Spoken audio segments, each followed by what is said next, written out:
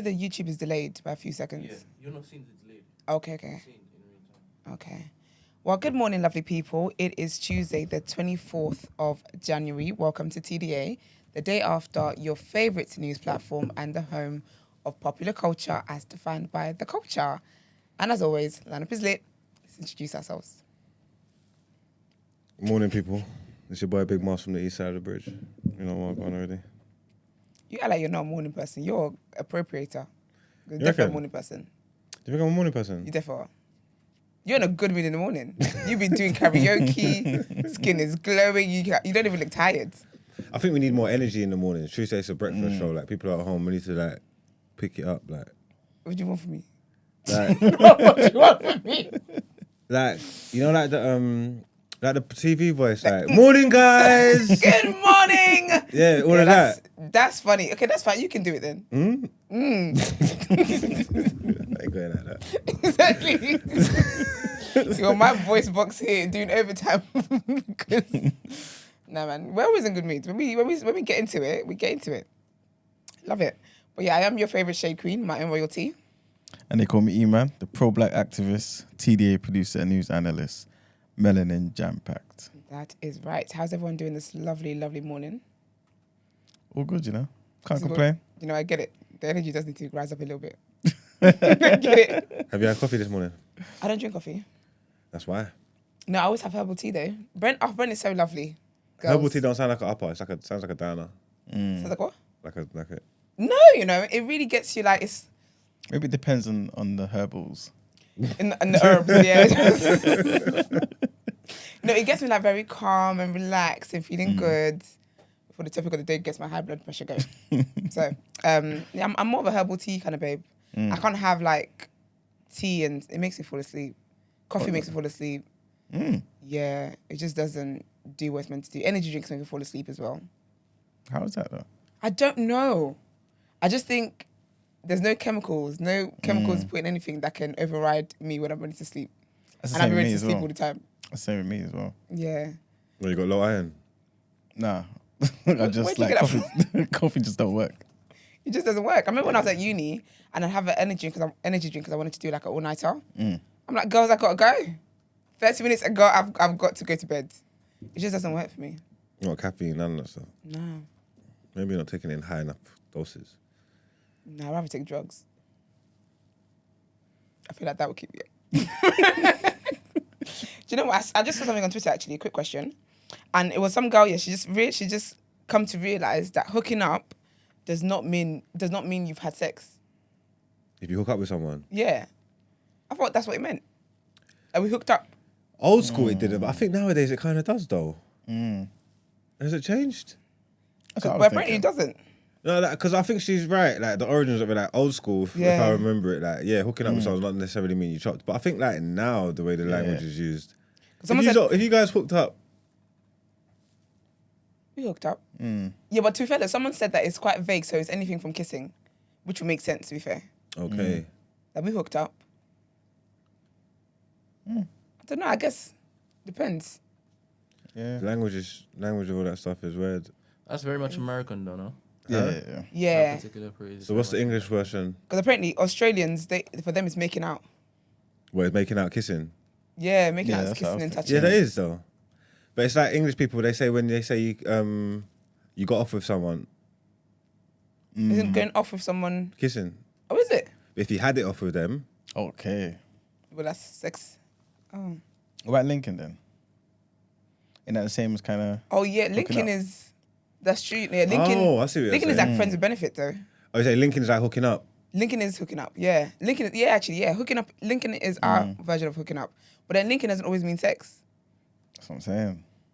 I mean, It depends on the participants. Exactly. Exactly. You invite me on to link coming with you for a shock, boy. nah, if we're linking, we're definitely having sex. I think that's why I use it's dating. If we could be dating and not be having sex. I think that's why, like, rude men changed when link you to me buck you. Oh yeah. Said it's off brand. We could not have that. It's very interesting. But all right, before we get into the show anyway, guys, like the video, subscribe to the channel as well. Our subscriptions subscription is growing, which is of course very amazing. And also do us a quick favor and just run along to our Twitter page the day after TNB and kindly retweet today's show's synopsis. We'd appreciate that. What happens? I was reading Kevin's comment. Oh dear. Kevin, it's like 8:11 in the morning. What's he done now? No, he just said, if you hook up, yeah, you're chopping. Unless the guy's a simp. Rest. I think I'll make Kevin, rest. some hoodies with simp, #simp. Like, Yeah, for real. give me one of those first. Let me work first. Kevin, rest, sir. Like he wakes up ready to go. I said no free attention, you know. No, what? No free attention. What the hell? You're a very silly man. You're very, very silly. Man. Kevin is a character, man. Oh, Sarah said linking just means chilling in Canada. Yes, he. Well, you don't want to link me. Do you know what's Don't mad? link me, baby. Do you know what's mad? They don't want to link me. I'm definitely chilling. I'm chilling like you got some snacks.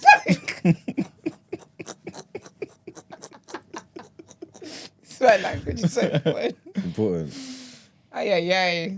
That's so funny, man. But should we get into our first headlines? Yeah, let's do it. Thank you.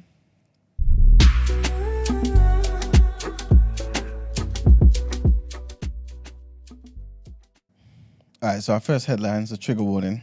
And again, this is just based off of something we were talking about yesterday. And there's another shooting in California. Damn. So a gunman has killed 7 people Oh, wow. before being arrested in California on Monday, just 2 days after a shooting claimed 11 lives at a popular dance hall. The latest attacks occurred at 2 separate locations in the coastal city of Half Moon Bay, which is about 30 miles south of San Francisco. The attacker was identified as 67-year-old Zhao Chun-Li, who's a local resident. He comes as the state mourns the deaths in the majority Asian Monterey Park during celebrations for the Lunar New Year. The suspect on Monday was filmed by news cameras turning himself in to the San Mateo County Sheriff's Office about 2 hours after the attack. The first 4 victims were discovered at a mushroom farm around 14:22 local time, while the other 3 were later found at a nearby trucking business. Investigators have not yet provided a motive for this attack. San Mateo's County Sheriff, Christina Corpus, said at a news conference that the suspect was arrested after driving himself to a local police station at around 16:40. He was found with a semi-automatic pistol that may have been used in the attack and is currently cooperating with police. Second headline is to do with NATO and some conflict that's happening between Sweden and Turkey. So Sweden, this is basically what the Turkish president said. Sweden should not expect Turkey to back its NATO membership bid. And he said this days after a copy of the Quran was burned in a Stockholm protest. Sweden applied to join NATO after Russia invaded Ukraine, but it needs Turkey, who's already a member, to approve it. Kurdish protesters in Sweden hung an effigy of Mr. Erdogan this month, followed by the Quran burning. Erdogan said in response, Sweden should not expect support from us for NATO. It's clear that those who cause such a disgrace in front of our country's embassy can no longer expect any benevolence from us regarding this application. Saturday's protest, but not the burning of the book itself, was given prior approval by Swedish authorities. Erdogan, who is the president of Turkey, condemned the latest protest carried out by the far-right politician from a Danish party as blasphemy not to be defended by free speech. The Swedish government also criticized the protests. Turkey, which is a majority Muslim country, denounced the Swedish government's decision to allow the protests as completely unacceptable. Mr. Erdogan, in his televised remarks on Monday, said, "No one has the right to humiliate the saints. When we say something, we say honestly, and when someone dishonors us, we put them in their place." And the last headline, I guess the sentiment around it obviously will make you guys happy, which is about King Charles's coronation. So obviously we're going to get back. Bank holiday. Yes. So the coronation will be far from a slimmed down event. That's what they're saying. That's what Buckingham Palace has released in their statement. The 3-day weekend at the beginning of May will be a ceremonial, celebratory, and a community event, and will include 2 grand processions, a religious service, a star-studded concert held at Windsor Castle, and a day of volunteering. Taking place between Saturday the 6th of May and Monday the 8th of May, King Charles has insisted that the historic moment should be rooted in long-standing traditions and pageantry, but also look towards the future. It isn't clear yet exactly how the coronation ceremony on Saturday will be modernised or changed, except guidance from royal sources that the service will be shorter than the Queen's in 1953, which ran for 3 hours. There had been suggestions that due to the cost of living crisis, the event should be scaled back to acknowledge the current economic difficulties many are facing. But royal sources have been adamant that the feedback they've received is that people want to see the full spectacle of a grand national event, showcasing the best of Britain today and celebrating the UK's rich and unique history. Oh, we're on the bank holiday. That's the end of the headlines. Thank you. Let's get into our What You Saying topic of the day.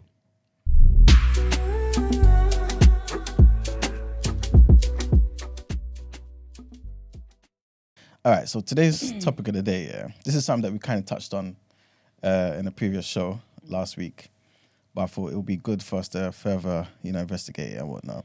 And this is based around, the American porn star Ron Jeremy, yeah? So he's basically been declared mentally unfit to stand trial for a string of rape and sexual assault charges, trigger warning, involving 21 people, yeah? But 21? 21 people, yeah. 21 women, yeah. So basically, he's 69. He's been accused, like I said, of more than 30 counts of sexual assault, right, including 12 rapes in the LA area over a 23-year period, yeah? He's been in prison since his arrest in 2020, but his lawyer is trying to get him off the charge because what he's saying is that the actor suffers from incurable neurocognitive decline. He can't remember doing any of this stuff, basically, right? He's basically saying, his lawyer is basically saying, if he was, of sound mind, he'll be able to obviously disprove that he did these type of things in it, but he can't. But what's the doctor saying? Yeah, it's a real situation. Oh, the doctors are saying his mind's deteriorating. Yeah, as well. yeah, it's 100%.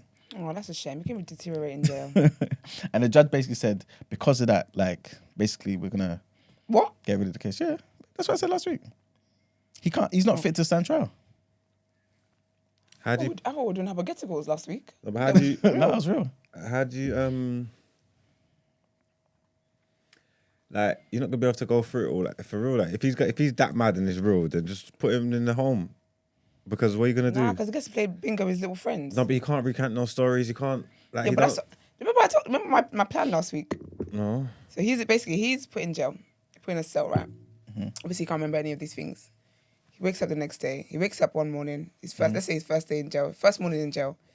He's like, what am I here for? He looks to his side. He's got a book detailing all his crazies. He's like, what? Obviously, we'll go mad, whatever, calm down. He's got amnesia. What is it? He's got it's something like that. So does he continue to forget things, or is it It's just he's forgotten? basically his brain's just getting worse and worse. Yeah, exactly. So then the next day he goes to sleep again because he's so upset. He cries himself to sleep. Wakes up again. He's like, what am I doing here? Looks at the book. Like that torture every single day. And you go out like that. It is what it is. You got to take the L. You did the crime. Pay the crime. You did the crime, pay the time. That's it. But I think also as well, I think I've heard somewhere, I've read somewhere or something like that anyway, that when there's it's actually a thing. Psychologists have said it. But basically, if there's something so traumatic that happens to you or that you do or whatever, your brain actually stores it away. So how do we know his brain just have to revive it? But I don't think it's not traumatic for him though, innit? If he's the one just raping people. No, but he might feel like, because he might have changed from all of that. Okay. So knowing that he hurt those women, he might be like, I'm not, his brain must be like, let's just store that away kind of thing. Well, to add to That's how I feel bad for the victims, man. In August of 2020, he wrote on Twitter, so at this particular time he was okay, right? He said, I can't wait to prove my innocence in court. Go. Cool. So basically on the 7th of February, what they're saying is that a hearing will take place to decide whether Jeremy will be put in a state hospital. Yeah. They better put him in a state. They need to put him anything that puts him away, because it's not fair to the victims. Does the law not take that into consideration? So this is what I want us to get into. So in your eyes, yeah, what is the point of prison though? Because if he can't remember his crimes, yeah, it's a real condition. Yeah. Like, are you really punishing the criminal? Yeah. Are you sure? Because you're away from freedom. So you're locked up. Remember, I told you my book idea. Yeah. You're locked up. Do you get what I mean? I think if you're away, if you can't be with your family, you can't be with your friends, you can't come and go as freely as you want to. That is punishment. I feel like even though prison is, to rehabilitate people, blah blah. If we're being honest, they don't really be doing that. It's to separate you from society. So for me, that is punishment enough. You don't have access like that, because some criminals are even so brazen enough to go and then find the person who they sexually assaulted and and live in the area and torment them and contact them, and I just want to apologize. No, don't do that. Do you get what I mean? Yeah. So for me, yeah, I think you are being punished because you don't get to live the way you would if you're free. But using this guy's situation, he can't live the way he would because his brain is finished. You know what I'm saying? Yeah. He's not the same guy. Yeah, but I don't want you in comfort. But is it comfort though? You know what I'm saying? He's suffering. He doesn't remember anything. He doesn't so remember any anything, family yeah, and friends, he just don't know who they are. Yeah, but he doesn't remember anything here, but the life he's living outside will still be better than living in prison. That is comfort. Even if it's 0.2% comfort, I don't think you should have that. Okay. Do you get me? So he might not remember stuff or whatever, but he will still go for walks. And if he wants to do this, I don't know if he's got family and kids and stuff. I hope they disowned him. But do you get me? If he's got family, they will still visit and they will still do those things. And Christmas, he will still be there. And the grandkids' birthdays, he'll still be there eating flipping cake. You don't deserve any slices. I just think being like locked away. This was the island. Do you remember when we first started the show and we talked about that island that some people should be Put on. he should have been the prime minister of the island. He should have been put away first. Okay. Do you know what I mean? I think not having freedom, because that's really what prison takes that right from you. Do you get what I mean? You've got a routine, it takes away not your human rights, but it takes away your right to do whatever it is that you want to do at the time you feel like you want to do it. And I think even whether you've got amnesia or not, Yeah, so you if should he's have that. crazy, if his cognitive skills and all that are messing up, he hasn't really got the same freedom everybody's got anyway. Yeah, but he can still go out and smell the roses on a Tuesday afternoon. We want man to even know they're roses. He's still smelling something. Yeah, but it's like, what's the point though? Do you know what? Because I'm just thinking of the victim. So I'm putting myself in these shoes. Yeah.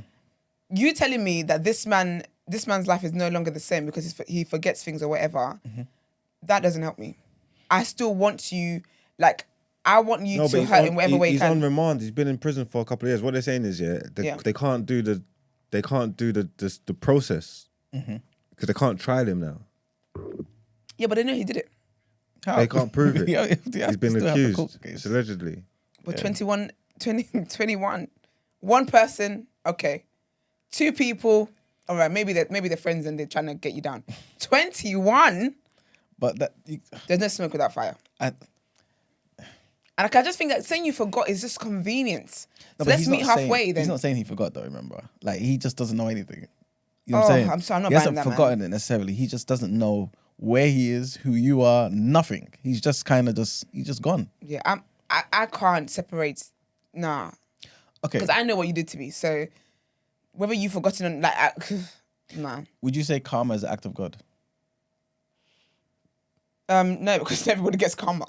Yeah, but when they do. No, I just think sometimes some people are just walking in that spirit. It was bad things were gonna happen to them. I don't know if I believe in karma, if I'm being honest with you. Okay. So you think certain things are just coincidence? Yeah, I think things just happen. Life happens. I'm more of a life happens type of person. Okay. Because one could then say, you know what, at the end of the day, he's gone through all of this suffering, yeah. What suffering? He doesn't even know Memory what it loss. is. Yeah. It's not just memory loss, his brain is just, you know what I'm saying? He's just deteriorating. Is he physically hurting? I'm not too sure about that. All I know is that, his brain. And he's only is just 67. Something like that. 67, 69, something like that. Yeah, 69. Guys, you already know how I feel about this. I just think it's sad for the victims. I can't imagine that. Like not getting to have a case, not getting to get any form of justice, and it's just always gonna be in the air, just there. But again, So Tory Lanez didn't testify. So it didn't matter what the hell he remembered, right? It was based on what the witnesses were saying and stuff. Let me cook. So if he takes that same position where he doesn't testify, right? All of the other information gathered, because remember in 2020, just before the trial, he said, "Thanks for praying for me. I'll make it through this." Do you understand? Giving information to his defense lawyers, right? So he's just going to sit there. He's not going to testify because he's a very poor witness, obviously. I think they can still convict him without him being cognitively there. There must be a way around it. If evidence is evidence, then what does it matter if you can't remember? Respectfully, It's yeah. got a bit cross-examined and that. Yeah, you have to. Listen, yeah. Was Tory cross-examined? Hella black But men it are was a being thrown choice in that he jail. made. So he was in thing to make that choice not to do it. Yes, and because he can't make choices for himself anymore. Just to make the choice Make for the him. choice for him. If the evidence is there, then they don't need him to be doing anything. Listen, hella black men are being convicted of things for places where they weren't and all this stuff. But then is this old man who's 67 that all of a sudden now we can't do a trial? I'm sure they could have done something. They could have checked his that thing the lawyers love to do, your phone tower or pinpoint whatever it is. Point whatever the saying is. Do you get what I mean? They could have done that. I'm sure there's stuff they could do. There's CCTVs everywhere in this world. We're being watched constantly. There's stuff they could have done to see whether he was at the place or whatever. Did he text the victims after? Did he message them to meet up with them? When did the victim? There's so much that if they actually wanted to do it, there's so you don't get to go away. That's how we had someone the other day talking about he fell asleep for a year. They're getting creative to avoid justice. Yeah, but the thing is, yeah, even if you can place them at the scene of the crime and stuff, yeah. Remember, rape is different. It's not like you just went there and left with some goods. Yeah. Like you're raping someone. His defense could be all of this was consensual. It could be. You know what I'm saying? But we just don't know because he's not given the opportunity. Do you know what to it is? say Yeah? something. In the history of, I don't know, law ever, has there ever been anyone accused of 20 plus rapes and they were actually innocent? Cosby. Probably. You said Bill Cosby? Yeah. You He got off Wait, it was a technicality. to the Bill Cosby I thing. said Cosby. You would have been. I want you to go into the book of you think. You would have been better saying Tory Lanez. Cosby. No. Let's unpack this, man. What's the comment saying? They're saying it's frozen again. They say it's frozen again. Someone Is said frozen the again. stream frozen? It's choppy. Yeah. Alright, stop. I think it's fine now. Yeah, I think it's fine. Kevin said exactly 3 bill. That's the golden. Alright, let me. Forget Bill. No, alright, but the thing is, If you ever want to know what you get- light you're walking in, Listen. you know, just check the comments.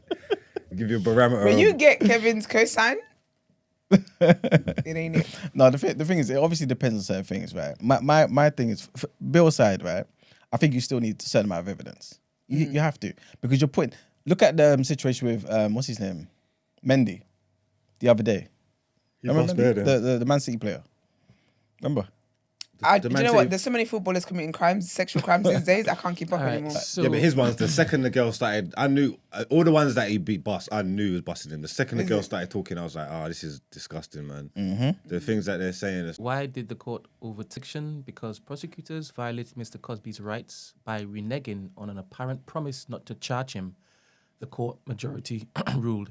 In 2005, Bruce L. Castor Jr., who was then the district attorney in Montgomery County, PA, outside frozen. Philadelphia, issued a news release saying that he had declined to charge Mr. Cosby over the matter. Mr. Cosby then sat for depositions in a separate lawsuit filed against him by Miss Constant, which he paid her $3.38 million to settle in 2008. So basically, he had promised. Did you just read that? Brother, I followed the case, you know. But did you just read that? Though? Yes. You just read that, Brett. Yes. You know we're here listening, isn't it? I'll read it again. All right, go on. Let me put it on the screen so you can read it with me. All right. I don't know if The thing stopped, you know. it stopped. it's there, Yeah. look. Okay, it's back again. Okay, cool. So can everybody see this? Is it choppy? She's Dominican. She can't even speak English properly. She says, Marco. It's what? She calls me Marco. What, from Instead of Margs? Margs, yeah. She's a crazy Dominican girl. You're live, by the way. Okay. Oh yeah. Should have told us. Give a shit. She's pretty. Thick like Burger King milkshake.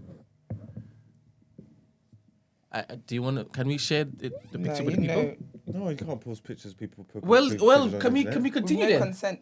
What do you mean? We're talking. We don't know we're back on. I just said that. Are we live? Are we live? Yes. This camera on me? Yes. Don't worry, I was just looking at the buff gal in the morning. You know my style already. Like gal thick.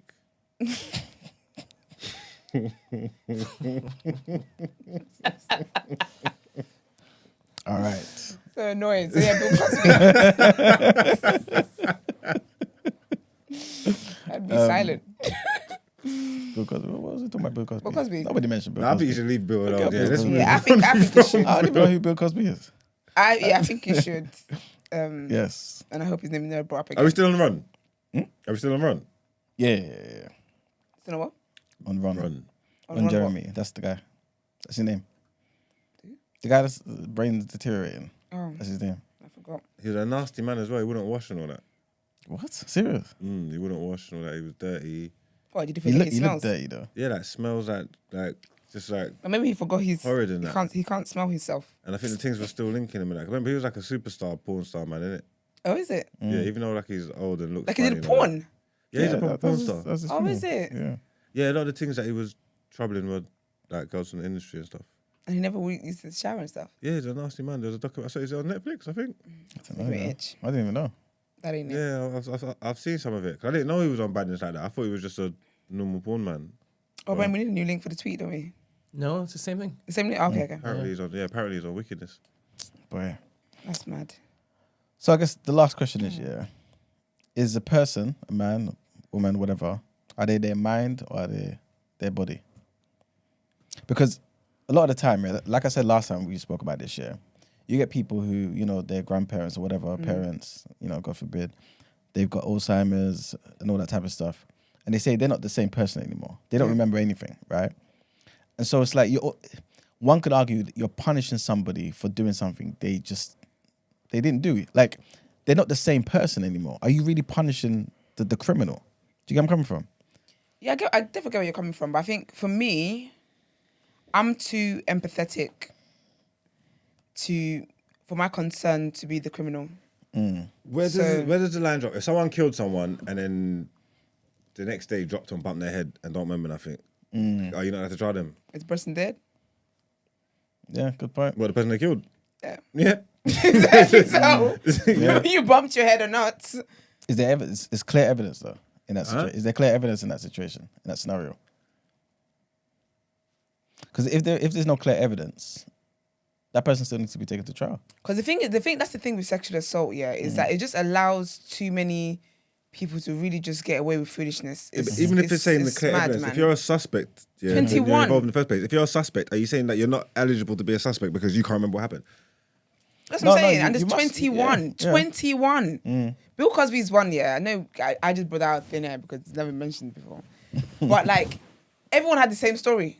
This man had a process. It was, do you know what I mean? This guy as well, 21, and you're telling me there's nothing else that they need this man to be on the stand and say, no, I didn't do it. Yes, I did. For him to be tried. The thing is, I get what People you're are saying. even tried right? when they're dead, aren't they? Kind of, but It's true that It's and dangerous. people just get Nah, people man. get sentenced in their absence as well all Yeah. the time. yeah, but it's just dangerous though because again, like Go on, say Brent, what was something that? happened. What was that? That little kiddie fiddler. What was his name? Savile. Yeah. Jimmy, Yeah. Look at that. Yeah. People pee in his grave now, innit? probably. Yeah. Good. He got taken to the cleaners. Do you know what I'm saying? There's ways to do this. I'm sorry, I'm not buying it.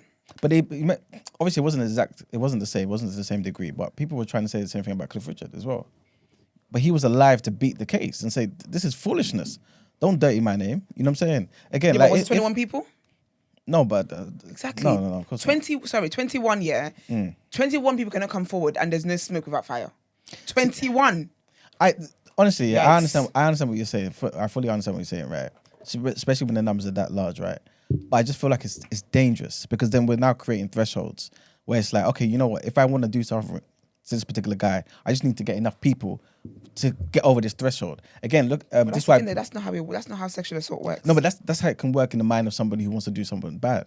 And Nah. it does. I don't think. 100%. I think there are people sometimes who lie about being sexually assaulted. a lot of the time. But they don't be rallying up their girls in the group chats and all that kind of stuff. It doesn't work like that. And I think that in this situation, every case by case needs to be looked at. It's not one of those ones where, okay, because he's tried with his amnesia, then it means it's going to open the floodgates. Floodgates don't get opened that easily because there's so many other things that the floodgates will remain closed for. Do you get what I mean? Yeah. So I don't know.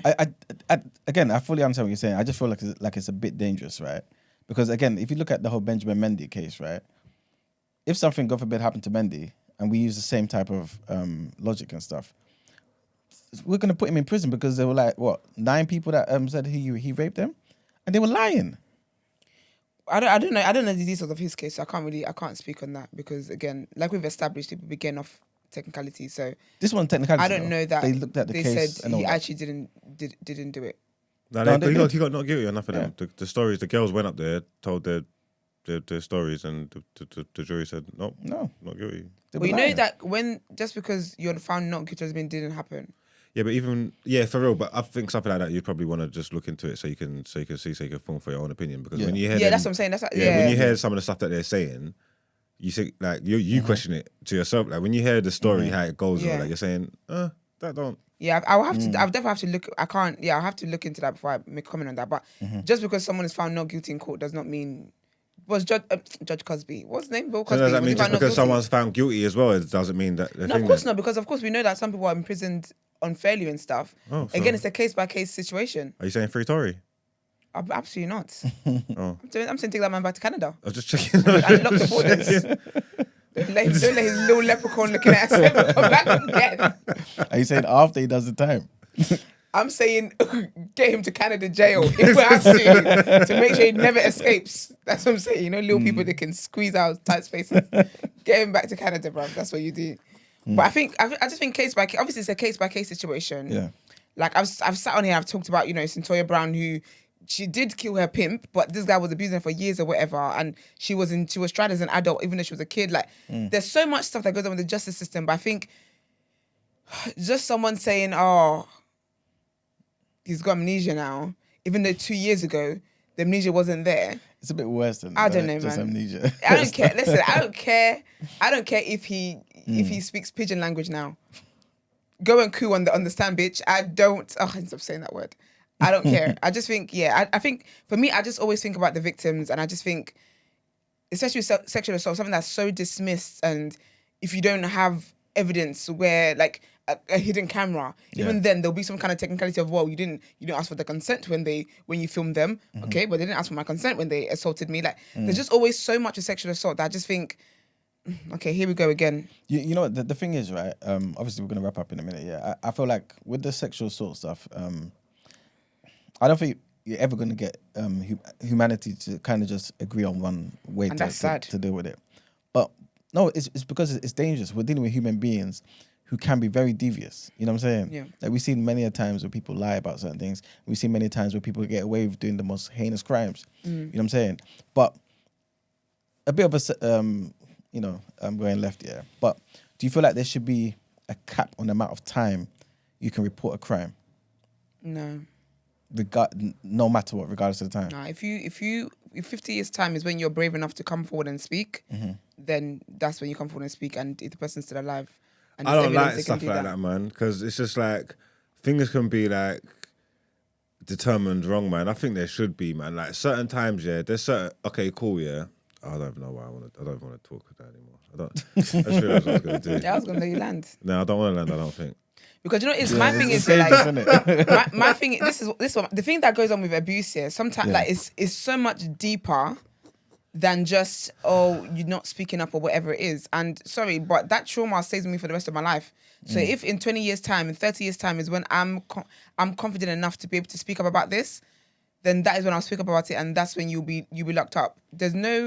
Unfortunately, when you experience stuff like certain things, the trauma does not have an expiry date in your life.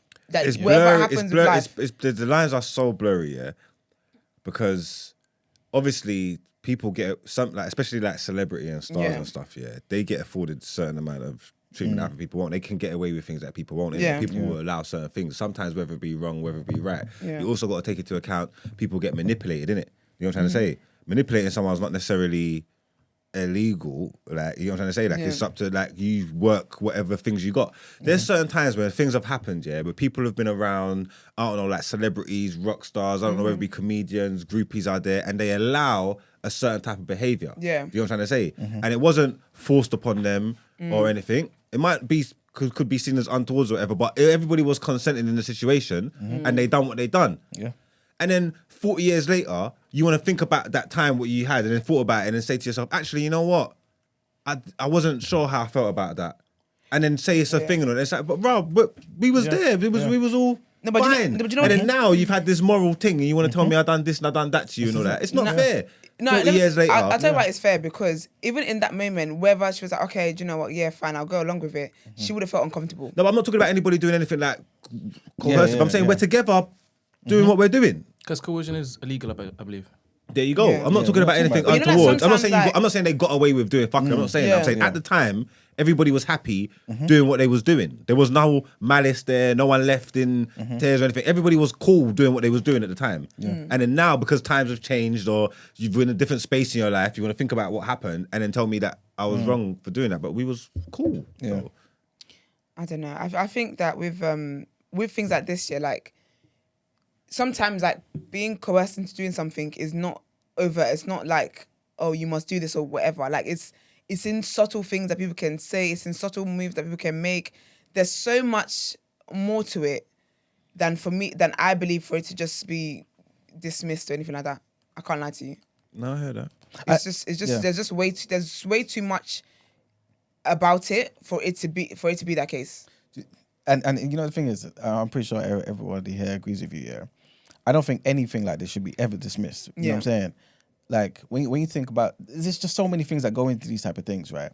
But I think for me personally, I always think to myself, this person's innocent until proven guilty. I really don't like the idea that somebody is guilty and that person has to prove otherwise. I just feel like that's the wrong road down to go down. You know, it's not believing that someone, because when things like this happen, when sexual assault cases come up, it's not me believing that person is guilty. It's just me believing the victim. My energy is my energy is not towards the person that does that. Like, I don't go and be like, everyone cancel that guy because he did it. My energy is just that, okay, this is what the victim said. I'm not going to tear down what it is that she said. When, you know, the case is investigated, whatever comes from it, comes from it.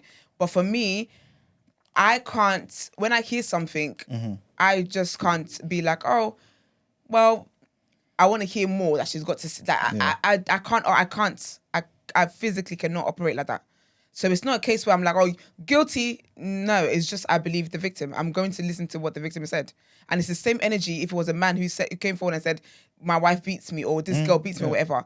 I'm believing the victim. Any victim of any case, I'm believing it. And then if it turns out that, you know, you were lying or whatever it is, then it is what it is. But I'm not going to have a victim, because I know what it takes for you to be able to speak up about stuff that's done to you. It's a lot. That's why I'm saying, like, even if it's 60 years, 80 years time, I don't care how long it takes for you to speak up. The moment you have that confidence to be able to speak up, then that's fine. You've spoken up and you should be commended for that. I don't think it should be a case where, this time has passed. Just because the person who committed the crime feels like, well, I've moved on with my life. I'm now married with 5 kids and I'm living a wholesome life. You feel like, oh, this person speaking up is now going to ruin whatever you did as a teenager. It was still wrong. And 100%. The thing with this issue is that there's so much to go into it. It starts from the homes and the way men are raised, and to feel like they're entitled to women's bodies, to see women as objects. Like, there's so much to it that the solutions really starts from when men are conceived. This is where, obviously there's circumstances as well, where obviously there's situations with women and domestic violence and all that kind of stuff. Absolutely. But all these things with human beings, it starts from when they're young. Even your daughter's being able to feel comfortable enough to actually to let you know this is what's happened to them.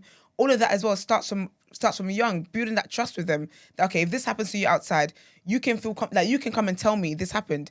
Too many people keep it a secret, where like their parents see them every single day and you don't have a clue what it is that they're dealing with. It's mad. It's so mad. And all these things have to start from from literally conception ages. From conception ages. So for me, I'm not. If in 30 years is when you have the what's it called, the confidence to speak up about it, or you feel like, you know what, now I want to address this, then that's fine. Things are traumatic. So just because the perpetrator comes and tells me now they've got amnesia or whatever the worst kind, level 5 amnesia, and then you think that because you've forgotten, I haven't forgotten it. Yeah, 100%. And that woman has to live with that for the rest of her life. It goes on to how they have kids, to how the kind of partners that they go on to have. There's so much to it that for me, saying, well, he forgot, or this person was in a coma for a year, or whatever the situation was, is enough to be like, okay, well, we'll just close the case then. 100%. The case is not closed in the person's heart who was assaulted. It doesn't work like that. It's true, 100%. But you know, it is. I think maybe there needs to be some type of, as society, we maybe need to, I don't know, to try and construct some type of path for people who have gone through certain things like this, right? To say what they feel, to express themselves, and still feel like they're being heard. Because my thing is, if you're taking it to court though, and you want this person to go to prison for their crimes, there just has to be evidence. And sometimes after 50 years, there's just no evidence. But you know what? But go on, you know what I'm saying? But again, like you're saying, if it happened, how do we support people like this? Something has to be put in place to help people like this. But again, if you're saying somebody did something, right, and their freedom is at stake, you have to have something. You know what I'm saying? This is why I say that it's a thing that has to start from the mind and not even just necessarily kids, because there's adults who are running around these streets. Yeah. There are women who have turned up to the police station with their clothes, their skirt ripped, and this has happened to me. And the police is like, well, I mean, why did you go there with him then? Why did you go to the hotel room? Why are you wearing a short skirt? Where's this? Sorry? That's different though. It's not different, because do you know what happens with it's not different because these women don't get justice. There's women that actually have actual evidence, and for whatever reason, the people are still not prosecuted. But it's not a thing where it's like have hard evidence. It's not enough. This is the problem. It's not enough to have hard evidence because society still has the way that they think when it comes to women and sexual assault. Of but what did you do? Did you tell him that you wanted, or did you? Yeah, but if you consented at the start and then you said stop, doesn't really count because you kind of led him on. You kissed him. You did this. You did this. You allowed him to touch your hand. But there's so much. That's the thing. It's crazy. Yeah, 100%. It is crazy. But the thing is, it ends up in this. It's the same results. Lack of justice. So even people that have hard evidence, nothing's happening. People that barely have any evidence, nothing's happening. People that have come out 20 years later and saying that this definitely happened to me.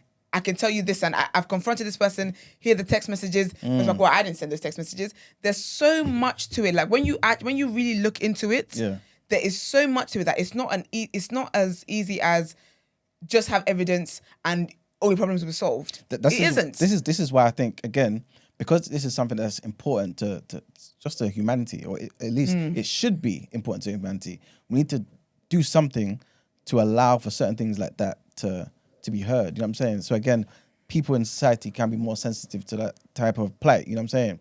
But my only thing is, like I said, because from my perspective, I feel like freedom is the most invaluable thing any human being can have. And if you take it from somebody and it's based on a lie, I think it's one of the worst. This is why I said on the show before that if somebody's lying about rape, right, that person who's found to be lying should do as much time as that person who would have been put in prison, for example, if they actually did rape the person, because it's too dangerous. But again, I hear what you're saying because some people just can't talk about the crime. The thing is, I agree with the sentiment about like if it is a case where you were not. That we can actually have hard evidence the person didn't do it. Yeah. As in the person was not even in the place where you said they were and you were lying. But the issue with that, because I have that sentiment as well, where the time they would have gotten, you should get that. 100%. But the issue is that even in cases where they did do it, they're not being sentenced. So imagining those cases where they're not being sentenced, they're not being prosecuted, and then you're then putting the victim who actually was assaulted in prison. And the thing is that the justice system is not set up to protect black people, and it's not set up to protect women. The other day, it was in the news how there was this, I can't remember who it was, but they basically put like over 1,000 apples outside Scotland Yard to because that was a number of police people that worked in the police system that have a case about sexual assault. Imagine. Over 1,000. So if that is the case, these are the people that are put in that position to be able to get to the bottom of these situations. Imagine going to an officer and saying, "Oh, I've been sexually assaulted,"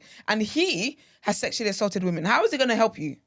There's a How big could it problem with possibly sex in the help you? police force. I'm I didn't telling you, realize, yeah, you know. yeah. I It see was someone over come- 1,000 Someone come rotten out talking about apples. it the other day Yeah. because there's a lot of like relationships in workplaces is a thing anyway. Covered it. Huh? So what keep on we covered it. No. I was seeing someone saying, I can't remember what I was saying. I seen someone saying like, in there is like, they're like incesty and sordid. Like there's a lot of like stuff within the gang, within themselves. It's a problem. I like how you call him a gang.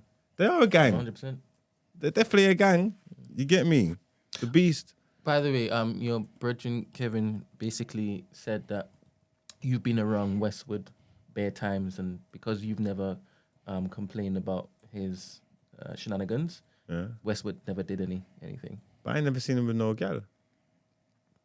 Well, Kevin seems to be using you as a measure of Westwood's innocence. Nah, that's not good. That's not it's bad evidence, Kevin, man. It's bad evidence. I don't know what he does in his spare time. Do you know what I'm trying to say? I ain't never seen him in action, so I can't speak to it. You get what I'm trying to say? So I think there's so much, to be honest, in society to talk about this matter, but it's not an easy thing. When you ask how many women, like, you'll be surprised. If you ask your female friends how many of them have been assaulted, you'll be so floored by the number and the gravity of like different things. It's very, very mad. And this is why sometimes when a case happens and women are like, no, do you know what?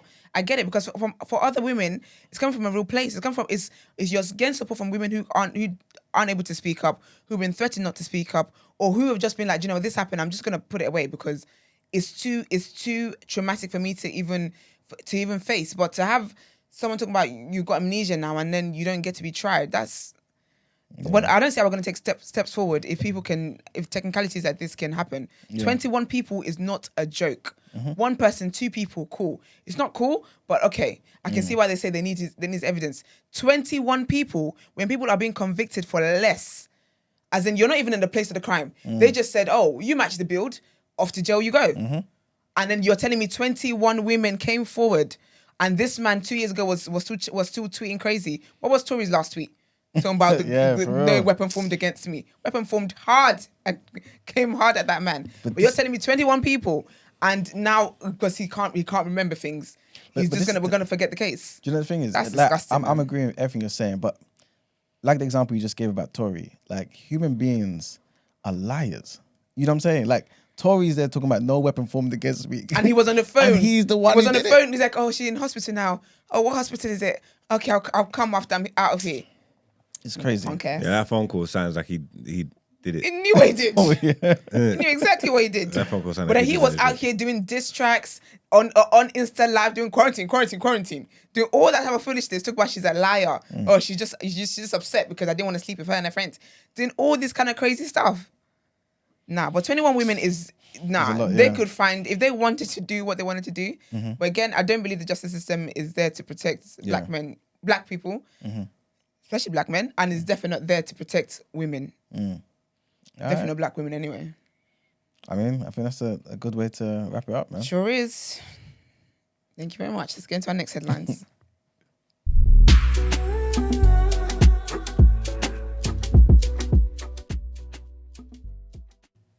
Okay, so with our next headline, some crazy MPs out there, man, abusing the system. So basically, a court has heard that a former South Yorkshire MP tried to submit fake invoices for nearly £30,000 in a bid to fund his extensive cocaine habit. Jared O'Mara. Coke? Yeah, man. Jared O'Mara, who represented Sheffield Hallam, is on trial at Leeds Crown Court and denies 8 counts of fraud. Prosecutors allege that part of the fraud involves creating a false organisation called Confident About Autism South Yorkshire to try to claim payments. Mr. O'Mara, who's 41, and 2 other men deny the charges. Opening the case for the prosecution, Mr. James Bourne Arton described it as a very straightforward case of fraud. He said in 2019, the defendants Jared O'Mara and Gareth Arnold submitted a series of invoices for payment that were false. That is to say that the services that the invoices related to were a fiction and the defendants knew that. They were deliberately making dishonest claims for work that hadn't been done in order to receive the money for themselves. As well as submitting the claims for £19,400 related to the fictitious organisation, it also claimed he submitted 2 invoices totaling £4,650 from his chief of staff, Mr. Arnold, for media and PR work that prosecutors say was never carried out. The court heard that Mr. Arnold, who's 30, alerted the South Yorkshire Police by phone on the 2nd of July 2019 after reaching a point at which he was no longer willing to participate in the fraud. Apparently, he described an undoubtedly sad state of affairs in which O'Mara was plainly unable to cope with the office he held. He was in poor mental health and was heavily addicted to cocaine that he was abusing in prodigious quantities. The next headline, big trigger warning here, and this is some sad news, man. But basically, an investigation has revealed that dozens of asylum seekers have been kidnapped by gangs from a Brighton hotel run by the Home Office, in what is apparently a pattern being repeated along the south coast of England. According to a report in The Observer, a whistleblower who worked for the Home Office, contractor Mighty, and child protection sources described children being abducted off the street outside the hotel and put into cars. It's happening in England, you know. They confirmed similar sightings at a hotel run by the Home Office in Kent, estimating that 10% of its children disappear every week. Children are literally being picked up from outside the building, disappearing and not being found. They're being taken from the street by traffickers. This is what the whistleblower is saying. The newspaper also reports that the Home Office was repeatedly warned by police that vulnerable occupants, asylum-seeking children who have arrived in the UK with no parents or carers, would be targeted by criminal networks. Figures show that around 600 unaccompanied children have passed through the Sussex Hotel in the past 18 months, with 136 reported missing. More than half of these, 79, remain unaccounted for. Shadow Home Secretary Yvette Cooper described the news as truly appalling and scandalous. She called on the UK government to reveal how many children had disappeared and to outline what plans were in place to find them. She also added that Suella Braverman had failed to act on the reported warnings she had been given about totally inadequate safeguards for children in their care. But a spokesperson for the Home Office came out and said that the local authorities have a statutory duty to protect all children regardless of where they go missing. And the last headline is about Lewis Hamilton. So he was speaking about his life, and there's a bit of just a trigger warning here as well. And Lewis Hamilton has revealed that school was the most traumatizing and difficult part of his life, as he described having bananas thrown at him and repeatedly being called the N-word. The 7-time Formula One champion who was born and educated in Stevenage told the On Purpose podcast, "For me, school was the most traumatizing and most difficult part of my life. I was already being bullied at the age of 6. At that particular school, I was one of 3 kids of colour, and just bigger, stronger, bullying kids were throwing me around a lot of the time. The constant jabs, the things that are either thrown at you like bananas or people that would use the N-word just so relaxed. People calling you half-caste and not knowing where you fit in, that for me was difficult." Hamilton, who's 38 now, he added that in secondary school, there were 6 or 7 black kids out of 1,200 kids, and 3 of us were put outside the headmaster's office all the time. The headmaster just had it out for us, and particularly me. It comes after Hamilton condemned racist abuse allegedly suffered by fans at the Austrian Grand Prix in July. He said it just highlights that it's still an issue all over. He said it comes down to education and, of course, ignorance. People should come, should feel safe, should feel included, and should be able to follow whoever it is you want to follow. It shouldn't matter about your gender, your sexuality, the colour of your skin. It should just be everyone here to have a good time. And that's the end of the headlines. How was Lewis Hamilton? Where did he go to school? Stevenage? Yeah. It must have been damn bad down there, but I don't know. Is that enough? Huh? Is that enough? It's out of London. Okay. I just can't imagine going through all that nonsense. And we was a minority in our school. Our school was like a white school. Yeah, our school was white, but once we was You're so silly. they never had no moves for us. What the fuck was they gonna say to us, like these idiots? Yeah, but you were in Hackney. No, when I was in Islington. It's a big difference. Yeah, Islington was white, and it's like a blend. But It's is it like, racist though? it's like borderline It's not cross. racist. What? Packerton, Whitecross, Bronsbury. Are you? I don't know anything you said. Exactly. I'm telling you now. Was it racist? Of course, these white boys playing games. Serious? These white boys ain't on smoke. Yeah, The but Whitecross streets were definitely racist. You have any stories? No, There's no stories of any racism in that area whilst you're growing up. I didn't live in that area. You just went to school in the area? Yeah. And you didn't kind of cross any of them? You think they wanted to cross paths with man? So you didn't? No. So where's the evidence that they were racist? Because I know if you know the histories, I don't know. Someone must be someone from there. Oh, Check in the history. chat. If you know the history of them areas and them people, then you know well History. gone. That's where the white boys are. Of course, there's racism there, History. pure racism. Okay. But obviously, it was like I said, we're a different generation. Innit? Like we wasn't damn bad like that. So the black boys in our school, when we're together, them man are no levels. They're not gonna. You came from Hackney. Yeah. The rest of the black boys, did it also come from Hackney? A lot of youths came from Hackney and. So you and brought Highbury the and that. behaviour to. you all Must- did the service. Cool then. Max is out there doing his bit. Yeah, no, I couldn't imagine being oppressed like that. We weren't having it. Yeah. We weren't having it. No chance at all. There was like unity there. There's undertones of like racism and stuff. We used to have like blacks versus whites, like nutmeg rush or football games or fighting and stuff like that. Like, you know, like nutmeg rush in the playground, black versus whites. Yeah. Craziness, like you know what I'm trying to say. Like so, it was always teetering, but there was no like being oppressed in that. Like, we walk around with our head held high. Like we run that bitch. What are they gonna do? You know what I'm trying to say? I don't understand. Feel sorry for them man that was damn bad like that because I can't relate to none of that stuff. Even if I go places that's predominantly white people, like I don't feel. You see like people walking places and think, oh my god, it's all the white people, and then like I don't feel like that. I walk in with my head high. I love being there, in my tracksuit and my hoodie. I love making them feel awkward that like a black man. I'm straight, like I'm good. You know what I'm trying to say? I'm never cowering. I'm like, nah, here now. You know what I'm trying to say? It's a bit of seasoning in the place. Oh, it's lucky though. I hear that. All right, let's get into Word and Road. Yep.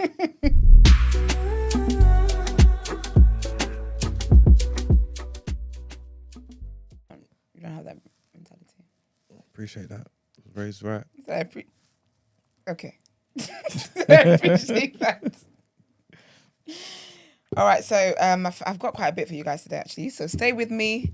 So you guys remember the River Thames hero, the lovely Nigerian boy, Folajimi Olubunmi Adewale, the guy who jumped in the river to help that woman that he saw drowning when he was on his way back from work with his friend, and he sadly passed away. It was him and another man who jumped in to help the woman, but the Marines were able to find the woman and the other guy, but unfortunately they weren't able to find him until about 6 hours later. So yeah, very, very sad. That was April not last year, we're in 2023 now, isn't it? Yeah, that was April 2021. Well, he's got a plaque now honouring him, and that was unveiled in Cathedral Square, London Bridge, where he jumped. I'm glad they did that. I still can't, like every time I drive past that, I always think about him. And I thought about him the day before that, and then I saw the news that he got a plaque, which is really, really good. But his brother, Bolaji, he told BBC, he said, it's no longer sorrow we feel, we celebrate him now, which is so, so wholesome. And I hope his parents are doing well. Seeing them on the news, really, I don't like seeing black parents on the news crying. It really breaks my heart. Like, And he was actually successful in saving them, right? Or no? no. Okay. No. He just So he tried. jumped in trying to find her. He and the other guy were trying to find her. But then the police and the Marine found the woman and the other guy. And saved. They're both there. Both of them were alive, but he was the only one who didn't make it because they couldn't locate him, basically. Yeah, so, and his mum as well, she said he's a hero. She said she's very happy that he got the plaque and to see this tribute to her son. And she said Jimmy is a hero, and that's why everyone has come here today. I'm so grateful. And his best friend, who was with him at the time of the situation, he said, I didn't just lose a friend, I lost an advisor. I lost someone I could take comfort in. Being able to see the plaque and being able to share this moment today with everyone means everything to me. Standing here today knowing that this is for him and that he can live on even when I'm dead, I'm at peace. He made me into a better man. I want to say thank you, Jimmy. And then Sadiq Khan as well, he also said that Jimmy was the best of all of us. His parents' pain will never go away, but we can make it easier by talking about Jimmy's story. He's such a, so amazing. What a human being. But yeah, I'm glad that his family, that he's been honoured in that way. Obviously, we'll never take away with the pain of his family, but it's something to know that, that's appreciated.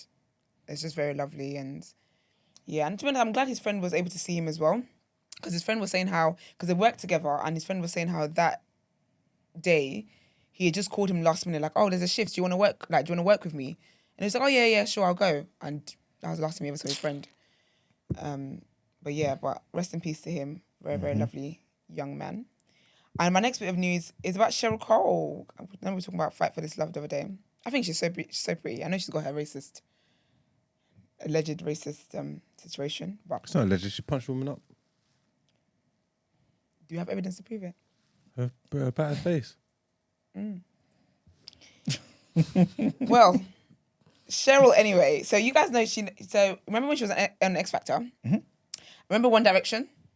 Yes. So she ended up dating one of the One Direction boys. Oh yeah. She had a kid with him, right? Yeah, she had a kid. She had a kid with him. Yeah, kid's called Bear. What do you mean? What? As in a polar bear. Serious? Bear, yeah. Why? What happened? Listen, people are very creative with the names, and I almost feel a bit That's weird. laziness. Sorry? That's laziness.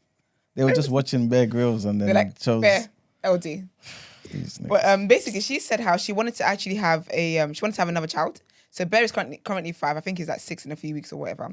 And so she's got Bear with, she had Bear with Liam Payne. That's the One Directioner.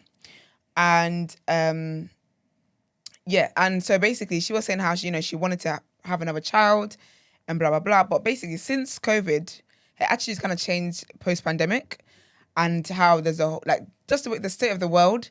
She just doesn't think it's a smart idea to bring another child into this.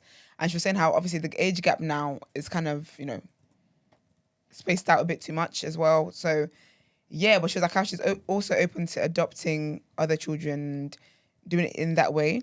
So she said, I was so hell-bent on having another before, because Bear was at that perfect age. I think if you have that couple year age gap, you can still do things with them together where they're both engaged and both interested. But she said now the pandemic happened in the meantime, and there's such an age gap. I'm a bit older. I'm not sure, honestly. But she did say that, maybe adoption. I just love babies and children. I'd do anything to help them or have another one around. But it's not as prevalent anymore. How many she got now? 2. Well, just one. Oh, was it? She only got one kid yet. How old is she now? She's 39. Oh, yeah. The good 39, though.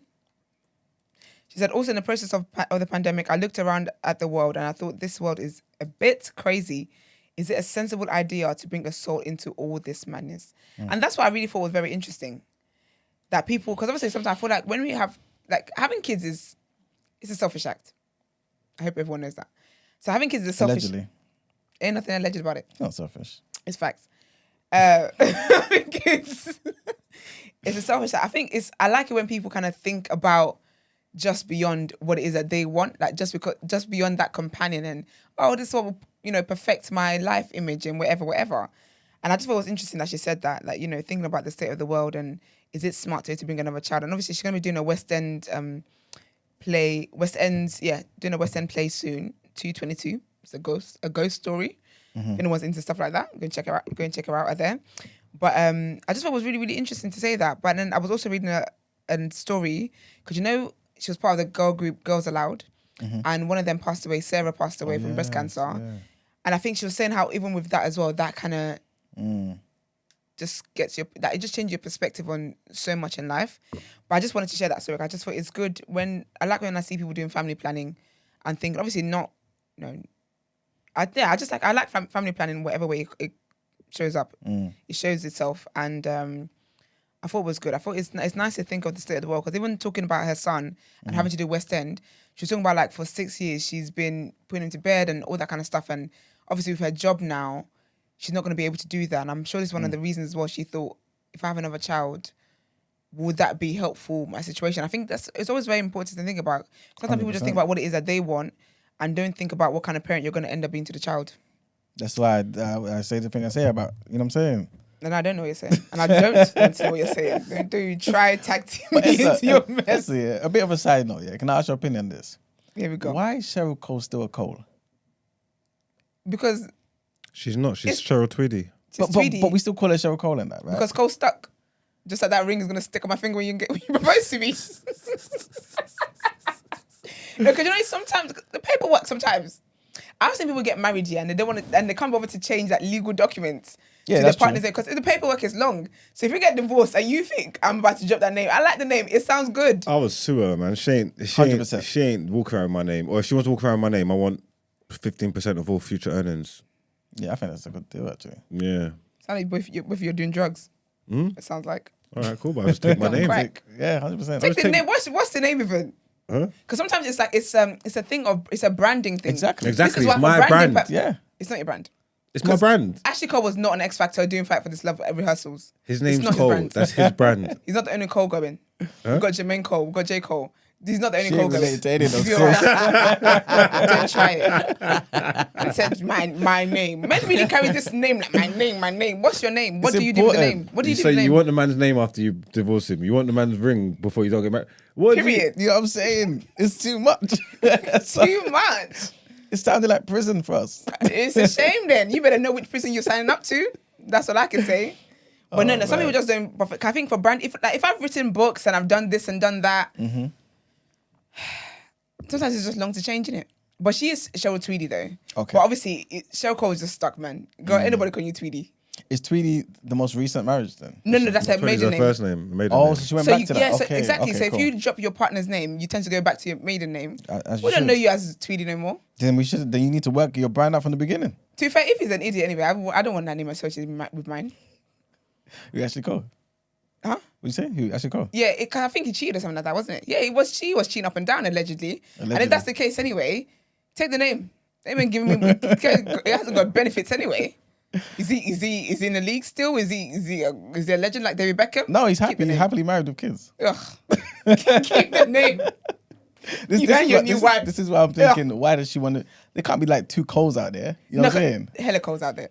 But you know, is that? No, sometimes it really just is just the inconvenience of having to change documents and all that kind of stuff. And if you built a brand, 'cause obviously with her, she was in Girls Loud or whatever, but she was like the prime moments of her career has been known as Cheryl Cole. Yeah. She didn't earn these things because of the Cole. She earned it as Cheryl. She earned because of Mr. Ashley Cole. I think it's like you said. It's the branding thing. There's something that comes with branding, and I think the Cole has helped. I think so. I don't think so. Do you know Because what? I was subscribed to Cheryl Cole. I didn't even know that she had a husband called Ashley. He This put is her how on the, he important put the her on Cole the, he is. put her on the map. That's great. But I didn't know that. I didn't know He her was a husband big existed. star for her when she linked him. He Yeah. was actually Cole. No, but that's great. But I'm saying that when I subscribed to her, I didn't know there was an Ashley. So I'm saying not So, but everyone. he- Not everyone. No, but is, still, he gave you the platform. When you subscribed to her, she was on your It's a radar perk, because she was come on. on his shoulders. It's one of the perks. Of marriage. Women are down bad. There's got to be perks that comes with these things. City girls down 50 points. No, they're not. No, they're not. Do you see me here sitting pressed? We're This not. is it. If it is, you don't defeat her. Listen, exactly. If you don't defeat me, we're not down bad. Oh no, that's not defeat. Of course they are because she's here doing this on the platform. She's moving like she's spreading the gospel. Like people are seeing women for their true colours. Are you saying? Are you asking me to demic me? No, I'm saying that, but no, what I'm saying is, Take a mic. no, I'm saying is, I don't need to defeat you. I just got to leave you and let you talk and make people watch you, and the damage will be done. People are seeing There's women no for who they are. damage. This is what I don't understand, yeah. Because guys will be like, oh, girls that think like you, da da da da da. Go in my DMs. Because the boys are all in the chat like, oh yeah, girls are crazy. Da, da, da, da, da. They're not calling me crazy in the DMs. That's what I'm gonna tell you. So all you men are not on code. You're not on code. 'Cause you keep cussing city girls. You keep calling us gold diggers. You keep saying feminism is killing the women. Yet In my women are DMs. still enjoying. Hey, there's a simp out there for everybody. No, there isn't. The majority of you can't be simps. It's impossible. We're not the problem here. Patriarchy did this and we are just playing you guys at your game. But yeah, my big up Cheryl Cole, man. Cheryl Tweedy. But yeah, so another person I want to talk about is Amy Winehouse. So obviously she passed away and everything. So there's a biopic being done about Amy Winehouse. And her fans are really upset by it. Why? Because they're basically saying that it's exploiting her legacy. Okay. And also it's capitalizing off her trauma. So they're basically just saying that, they're basically kind of calling for a, let's cancel this. When this comes out, everybody don't watch it, boycott it. So basically there was this, the actress that is going to be playing Amy, Her name is Marissa Abella. Sorry, why are they saying boycott? Because basically saying it's exploiting her trauma. It's exploiting her legacy. No, it's ruining her legacy and it's exploiting her trauma. So people always get that. So basically they're saying don't come and tell the truth. Like let us remember her how we want to remember As the sweet her. Amy, yeah. But it was her life that she lived. If we're going to tell the story, That's what I'm saying. the chaos is in there's a beauty in the madness and the chaos. This is the story. We want to see the truth. We want to see what happened. Yep. Someone said this is not a great start. Can we please leave the deceased alone? More often than not, these biopics are mess and exploitative. This is why I rate Whoopi Goldberg. Remember? She's actually, in her will, nobody can do a biopic on her. And I guess if you want to, you have to get someone that she trusts, maybe her daughter or something, you have to get their consent. Because sometimes, to be fair though, the biopics, they do be... A bit, They dramatize Nah, man, things but it's sometimes. like you can dramatize things, but it's like with anybody. Like it's like with the guy mad at Marilyn Monroe, and read the thing about the thing. Like if she wasn't whoring, they wouldn't be able to depict it like that. Or with Whitney, she wasn't a fucking crackhead. You wouldn't be able to see her doing all these stuff. No, but people are doing these things, and then now people are. You're up. But if you act like this, what do you want to do? Like, what do you want to do? You get what I'm trying to say? We're telling your life how you lived, and you want to get upset about it. Talking about just leave the dead alone. Like, what are you talking about? We want to know the story. So let the dead rest. But the thing is, the crazy thing is that her dad is fine with it. But I've heard though that he's been making money since he died though. As he should. Why not? He's the dad. She ain't got kids, has she? No, but why are you making money off your dead daughter? Mourn or grieve? So not mourn. Mourn for grieve. how many years? We make money. No, but off he's your been greatness. doing like a lot, like book after book after appearance after appearance. Like, sir, get a job. He had a great daughter. I don't think there's anything wrong with that. I don't know. He's done too much, man. Because he might have been making money, and some of that money might be put in towards charities and stuff in her name. You never know. You never know. We'll see. Maybe there's evidence for that. So he basically told TMZ, he said Marissa is Marissa and Amy. So basically people are saying as well about, the actress. And he said the actress is a good, she's a good actress to be Amy, to play Amy. And yes, they don't look alike, but he said Marissa is Marissa, Amy is Amy. So it's no big deal if they aren't mirror images. And he said a lot of actors go on to play people that don't look like them. And it is what it is. But yeah, the fans are upset and they're annoyed, and they basically saw a snippet of they saw a picture, I think, of this is what made them the outrage. They saw a picture. So there was a time where Amy's husband, I guess, got arrested or whatever, and she was like banging on the police car window and crying in distress or whatever. So they saw a picture of that scene with the actress, and that's why they were like, oh my gosh, this is revolting, this is horrible. Can we just not do this? And I guess it triggered them in some kind of way. So you see, like, if they done like a biopic on Britney Spears, they want you to cut out the bit where she's acting crazy, even regardless whether it's whether it was her fault. But they're saying basically that's what they're telling you. They wanna let's cut out the bit where she's acting crazy and let's just prop her up and put her in an amazing light and make her look. That's not the truth. That's not the truth, and that's the thing with biopic is it's your biography. Yeah, but in picture form. I don't know, man. But I think for biopics, I just think what should happen though is that the family, they get consent from family. Or like let them know, just let them know. Because I do think sometimes it's not a Netflix show for you to come and be doing, like, you can say, if you're going to do all the dramas and stuff, then say it's based on. Or do you know what I mean? But if you're going to show my life. Things get dramatized and stuff here. If you make up total things that never happened for spice and that, I could understand. Yeah. But if I'm showing the time when you done something that you done. Yeah, but say like Whitney did cocaine and then I actually did heroin, she did the crack, she did this and did that. Much. She did it for cocaine. I don't know, but for me, actually, the dad is fine with it. I don't know if everyone else in the family is fine, but I did tell you guys the dad's been acting like she was a money pig anyway, so that's that, allegedly. So that's happening anyway. Her fans are not happy. They're trying to boycott it. I'll see if I watch it. I don't know. I didn't really listen to Amy Winehouse like that. I knew a few songs. I'm an Amy fan. Yeah. So will you be watching it then? I've seen the documentary. I've gone to the Amy Winehouse Museum. See what I'm saying? This is all the dad behind it. This man was making money. I bet she's made more money dead than she made He was cleaning up. Did you go by yourself? No, never went by myself. All right, so who'd you go with? What's the matter? No, I'm just talking to you. Oh, I can't remember. Just sharing a moment. Sharing the moments. I can't remember one of my things or something. It's so cool that you've actually taken one of your things to the museum. It's not a museum. It's Amy Winehouse. No. It's You went to the museum. It's Amy Winehouse. It's cool, man. Put that in your Hinge bio. This is it. I like going to museums, man. Culture nigga, man. Very cultured. A museum. I ain't never been to a museum. That's it. Can show her some things, you know. Introduce her to some nice things. Why Listen, you want that's to lit. know? I love it. All right, so Girls Trip. Did you guys watch Girls Trip when it came out?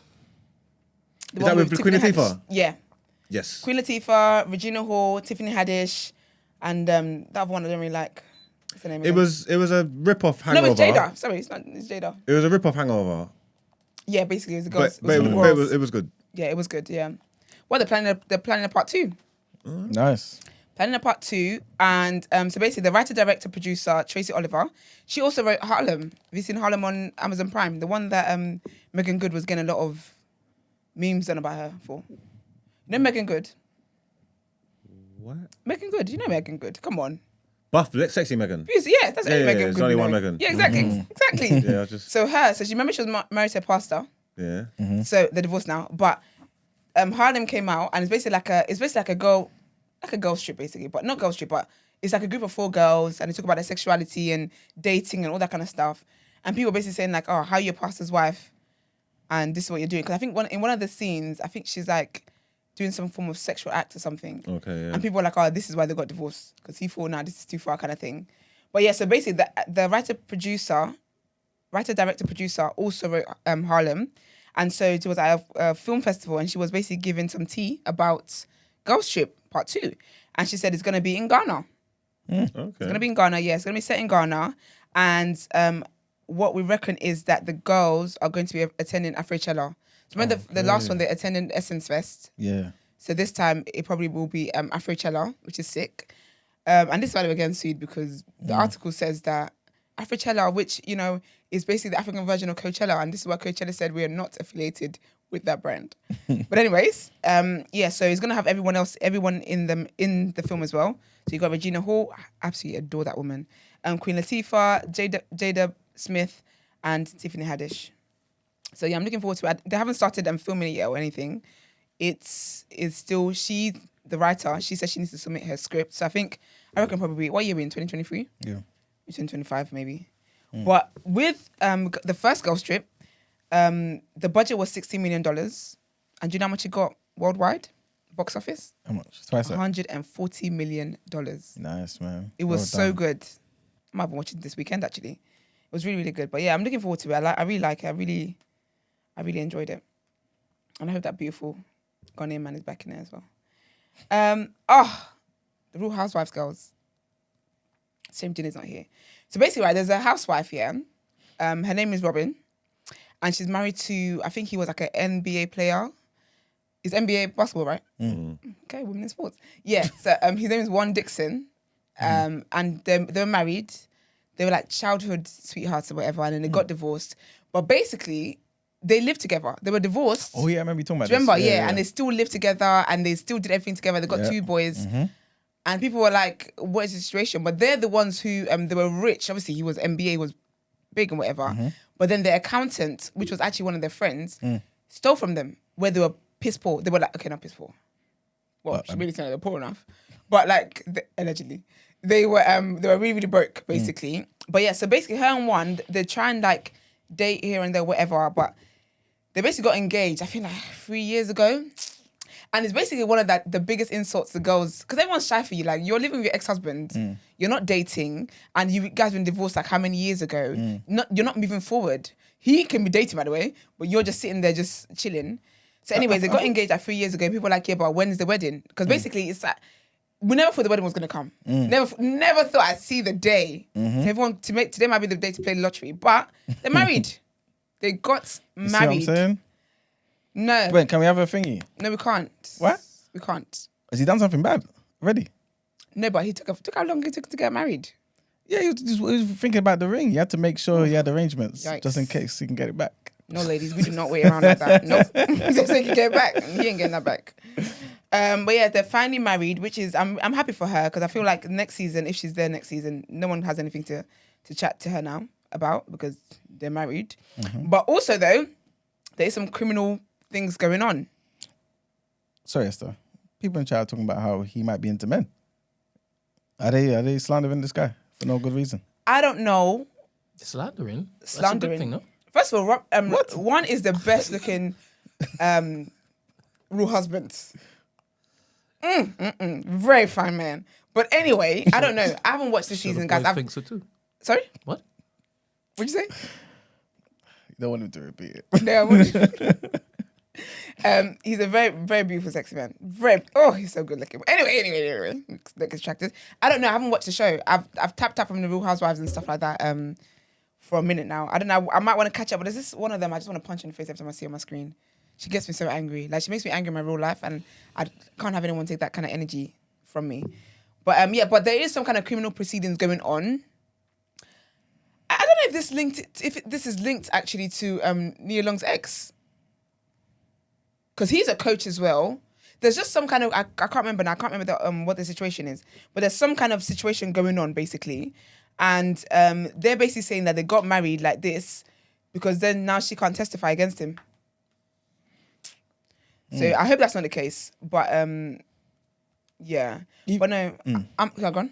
I was just gonna say, even if it was because of that, yeah, I don't think what I'm gonna say is gonna end in a nice way. Yeah, but you guys know how I feel about a man going to prison. So if it was a case where he was gonna go to prison, but if you can get him off, you know what I'm saying, and it doesn't mean you have to go to prison. Why am I in it? I ain't do nothing. No, but if it's okay, it depends what the crime is. It's a little white crime. Is it white collar crime? Yeah. If you want to say from like orphans or because there was another housewife her husband, he was a lawyer, was a proper big judge in America, Tom Girardi, and basically he was embezzling money from the victims of like a fire or something like that, like orphans, and like it was mad. So if it's not something like that, then that's fair. But if it's like a little white collar, you know. I don't know why this came to my mind. I'm sorry about this. But Brent, anyway. You remember the whole Grenfell Tower? Oh, yes. Yeah. Did you hear about the Vietnamese man? No. You heard about him? No. That claimed he was one of the victims. Oh, yes. Did you report on it? I think you did. Did I? I don't think so, you know. I spoke about it on Classroom Politics before. Oh, is it okay? Yeah, but this guy just came around, acted like he was he lived in a building. This guy was getting a free accommodation and all sorts. Yeah, they interviewed him after. You know, like you got the news crew around interviewing people, right, at the scene, right? Yeah. This guy was talking about, you know, I came down the building and acting. The whole thing was just an act. Yeah, I don't know why this came to my head, didn't it? No, it's mad. But to be fair, I'm happy. I am happy for Robin. Big up the Green Eyed Bandits. That's what they call them on the show. But yeah, apparently they're married now, which is lovely. And, you know, when she was on the show and stuff, she talked about, you know, she doesn't really know she wants a wedding and, you know, like a traditional. Obviously, they've been married before. They were basically married before. They broke up, and then he proposed again. I think it's a beautiful love story. That when you think about it, all the shifts that she put in aside, it's a beautiful story. I think because deep down she knew that obviously she wanted to be with this guy. They love each other. Like deep down, they love each other. They look out for each other, and I think it's so important as well because she really stayed with him when he was literally at his worst. Like she could have bounced. You see what I'm saying? So but I think he's really gonna appreciate that 100%. And yeah, anyway, obviously I don't know the guy. I mean, if he's got a boyfriend tomorrow, I don't think he'll. No, he doesn't have any of those things, man. We'll see. But no, man. Congratulations to Robin. I love it. I absolutely love this. But yeah, I'm here for it. Also, if you want anyone who wants to read the article, it was with People exclusively, so check that out. And then sad news, Tristan Thompson's mum passed away. So basically, there's been reports that I saw the reports that she wasn't feeling well, and Chloe went to, you know, that's the grandmother of her children and stuff like that. And so she's been by his side to help him and all that kind of stuff. And today she posted, so sad, she posted a tribute saying that she's passed away. I'll read part of it. She said, "I've been avoiding accepting this is real. I have so much to say, but nothing at all. I have so many emotions and still I feel numb. Life can be brutally unfair at times, and this has been one of the toughest times in so many of our lives. But at the same time, I feel blessed that I'm lucky to have had someone that makes saying goodbye so incredibly difficult. So difficult that I'm choosing not to say goodbye for good because that is something I cannot, I don't know how to say that word. I would struggle with it. Goodbyes for good are something I don't believe in. I know I will see you again. I know I will hear your sweet voice and infectious laugh again. I know I'll get to feel that embrace of yours. I'll see you again, all that kind of stuff. So I'm choosing to say this until I see you again in heaven. I miss you and I will continue to miss you more and more every single day. I know that you are with our Lord and Savior. I know you are rejoicing up there, dancing and singing and probably yelling, who does that? With that on, blah, blah. Sorry, I'm just trying to read what's relevant. They will learn to, and she talk about, she knows she's going to miss her boys, and they will learn to live with a hole in their hearts because they are warriors, just like their warrior mummy. Just know, I promise you, Amari will be perfectly okay. We will all look after him, help him and protect him. I guess that's the younger brother. Your boys will be okay. They will have their guardian angel by their side. And then she quoted John 16:22, which is, so with you, now is your time of grief. Now, but I will see you again and you will rejoice and then we'll take away your joy. And she says, I love you. That's very, very sad. Obviously, Tristan hasn't come out to say anything. But, yeah, man. Sad. Very, very sad news. R.I.P. R.I.P. But to pick it up a little bit, my second favourite judge, Judge Faith Jenkins. She is married to Kenny Lattimore, who is like a music legend. So they welcomed their first child together. They've got a daughter. That child is going to be so beautiful because he is so handsome and she is so beautiful. But she says, welcome to the world, Skylar Lee Lattimore. Last week, our precious baby girl made her debut. And just like that, life has taken on a whole new meaning. And she said, at Kenny Lattimore, the last 9 months, you have supported me in all the ways I needed it most. I watch you juggle a lot with your schedule and you somehow manage to balance it all. If Skylar ever wants to know what true love looks like, she will look no further than you. Oh, so wholesome. Nice, man. Beautiful. Every man deserves those words, and the ones that really do, I'm glad they get it. Mm-hmm. Thank you all for all the prayers and well wishes. Skylar is healthy and recovering, LOL, and we've been soaking it all in. I'm a mum now, so many emotions, and it feels so surreal. And basically, she's got a book here that I'm reading. I need to go back into reading, actually. It's called Sis Don't Settle. So she was a judge on Marriage Boot Camp and also on Divorce Court. So she took over after my first favorite judge, Judge Lintola. And it was really, really wholesome. Now she's really, really, she's so intelligent. I love a good, intelligent black woman. She's so intelligent, and this is why I like Judge Lintola as well, is that they tell women, don't make relationships, like the way we've been raised about making relationships, everything, don't make it that. Like, be a woman of substance, do what you need to do, focus on your career, focus on all these things, and literally it will be added onto you. It will come at its right time. And that's what her book is about as well. Her book kind of journeys how she got to the point of meeting her husband and like the different guys she met and all that kind of stuff, and hindsight, and it's such a good book. And like her journey as a lawyer and going to like a prestigious uni and getting like just everything. It's a really, really, really good book. Very wholesome. So read it. It's good for the men to read things. But yeah, really, really good, wholesome stuff. That's all from me. Let's get into the People's Journal.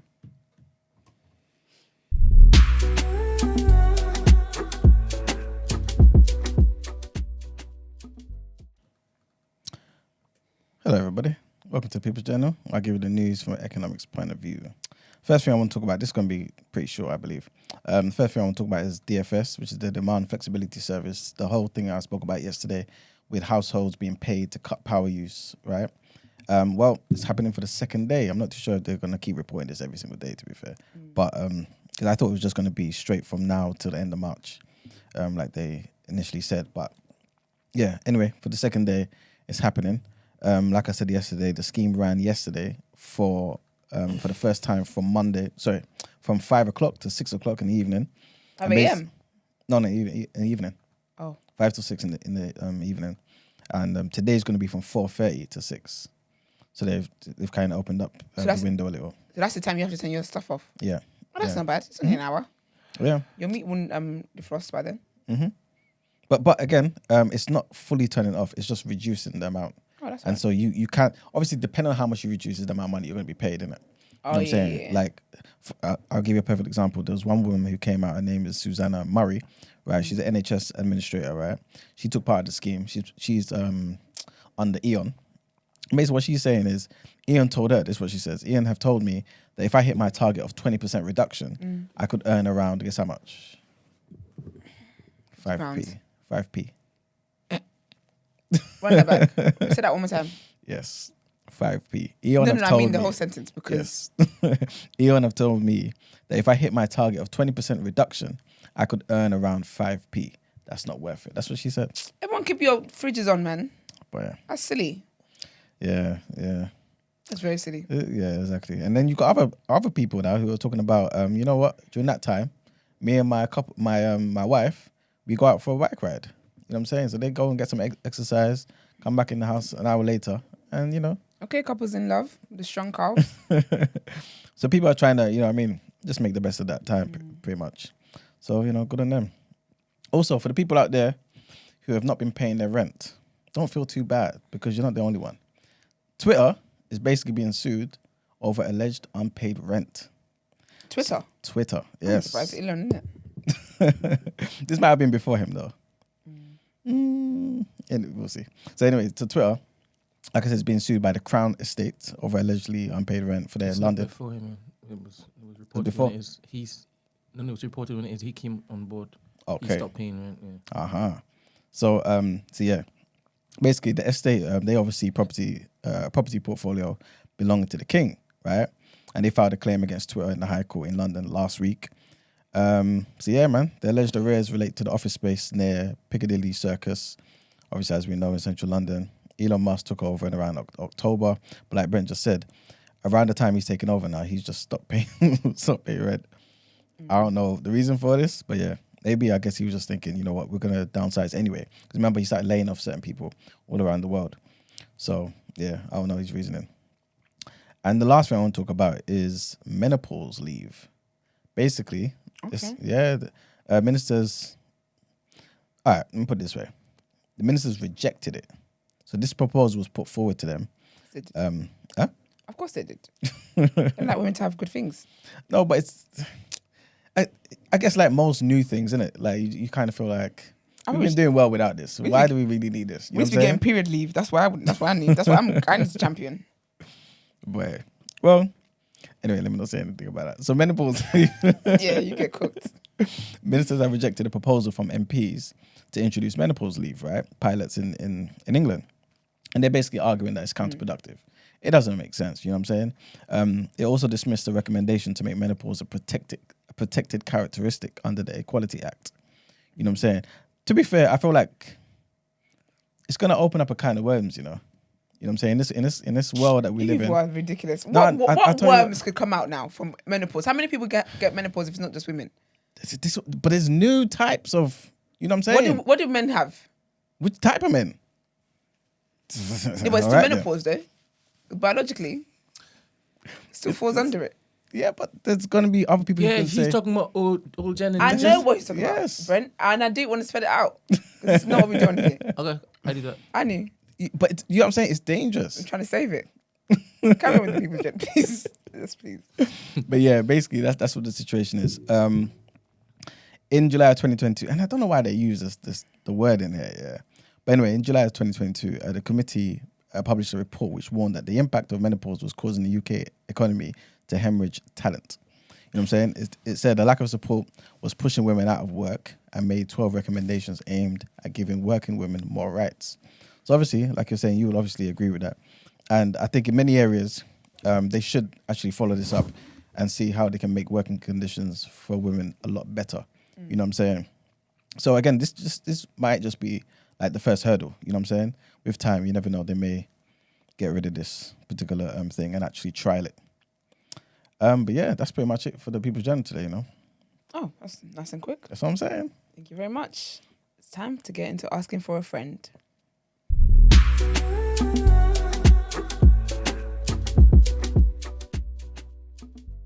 From Mag's voice. What? It's nice to hear it from your voice. He's a killie, but he's a young killie. Oh, So he doesn't know that saying stuff like that isn't what you like. Saying stuff like what? He wants to hear it from your voice. No one ever told you that, Brent. no, why moment? I am just relaying the information. Just relaying it. Show us the email. No one ever told you that. It's a text message. Yeah. Asking for a friend. That's Or what right. would you do? Asking for a friend. What would you do? Yeah, what would you do? Well, this segment says, Margs, what would you do? Yes. Oh, so it's for me. Yes. Okay, cool. That's why I told you. I'm just relaying information. We'll go. So I need Marks to answer this one. I've been with my BM 8 years. That's baby mother. Thank you. Those who don't know. Thank you.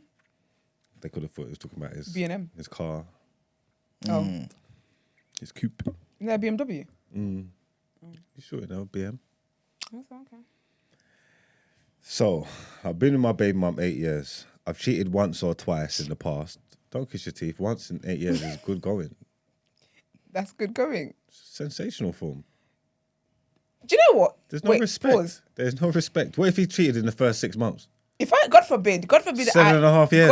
God forbid, I'm in a relationship, and I come in here and I'm distraught, and I say, "Hey, brothers, Margs, Iman, Brennan, Yusuf, they will get it." So I'm not gonna include them. They have sense, respectfully. I understand. If I come in here and I'm heartbroken, I'm like, Margs, Iman, this is what this man has done.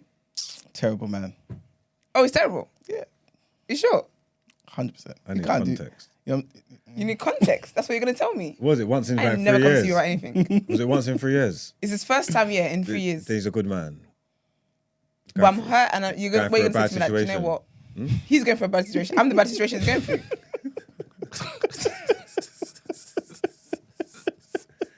It's a good man going for a bad situation, man. Who's the bad situation? Me. I didn't think he cheated with.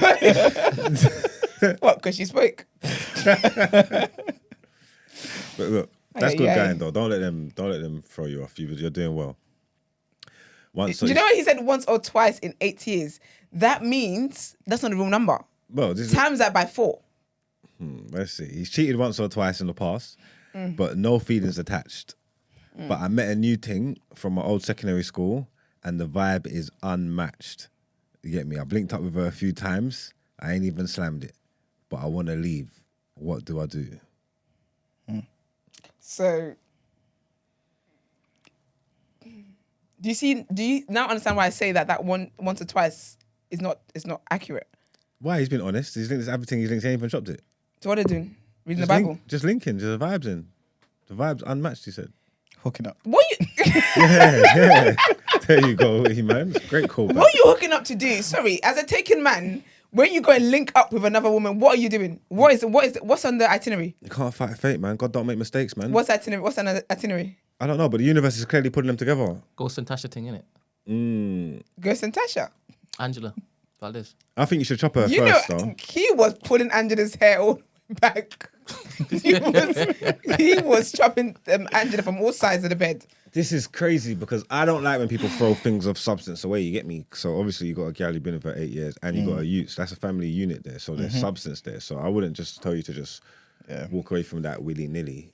You get me? But obviously, the heart wants what the heart wants. You get me? If you're being pulled in a different direction, who am I to tell you not to explore it? I would say the grass ain't never green on the other side, yeah. But you should make sure. You should make sure it's not. You should chop her first, because don't leave your gal. Because this could just be honeymoon. This could just be a honeymoon phase thing. You know what I'm trying to say? Like, and then like you leave your gal, then you tighten up with her for 6 months, then you realize you love your gal. You know what I'm trying to say? That don't make that mistake. Do you know what get someone me? just said? What? Someone said, yeah, cheating with no feelings isn't cheating. It's just an event that happened. And I hear this. I hear the sentiment. That's a bar though, but it's foolishness. Yeah, so you can't leave your gal until you chop this thing, because then you need to know if it's. Wait, what? I said, what's she giving him? I knew you Didn't wasn't you, listening. wait. Didn't you just say that's a whole family unit? Yeah, so don't just. So you're throw it saying away. don't throw it away until you test the waters first to see if the grass is really greener on the other side. Well, of course, that's logic. Like, he hasn't even slept with her. So until he sleeps with her, he don't really know how he feels about her.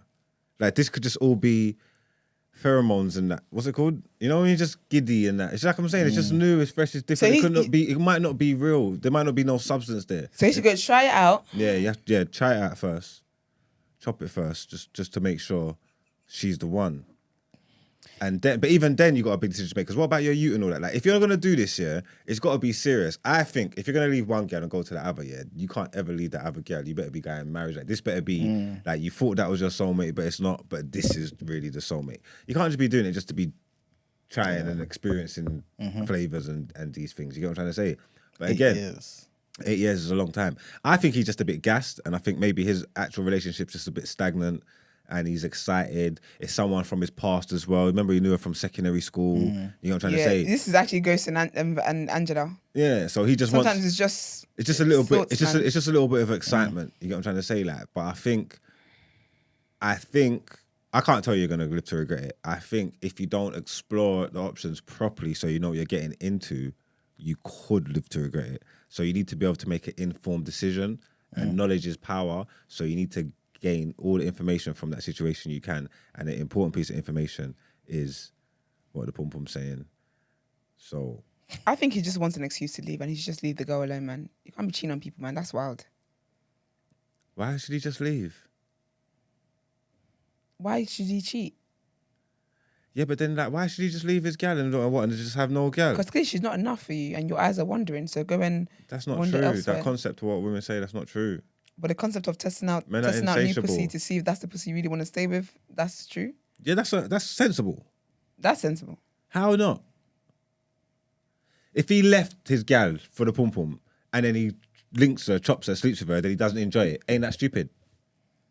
I think it's stupid. It's stupid. It's stupid either way. Any way that involves you cheating and okay, so cheating. So firstly, we're not allowed to upgrade. We're not allowed to change our situation. Once we're with something, we just got to stick in it forever. And that's we're not allowed to find anything better. We're not allowed to have explore any connections. If you feel something with someone new, what do you want to do? No, listen. Life is about upgrades. Life is about amazing feelings. But you don't do that whilst you're in another situation. But it happens. You don't get the luxury of that. You can't eat your cake and have it too. But it happens all the time. There's people who fall for other people when they're in relationships. Then leave. What do you mean leave? It's not always seedy and sordid. Sometimes it's not always about looking for sex or looking to get your leg over. Sometimes people could be together in a relationship and form meaningful bonds with other people. It's chemistry and stuff like that. It's human If nature. you're wanting to have sex with somebody outside of your partner, yeah, don't be your partner and then go and have that sex, because then that's never gonna. You're always gonna want to do that. That's not true. Really? No, it's not true. And I don't understand why you should have to leave just because you want to go and sample something else. Because if you start, because you don't want this.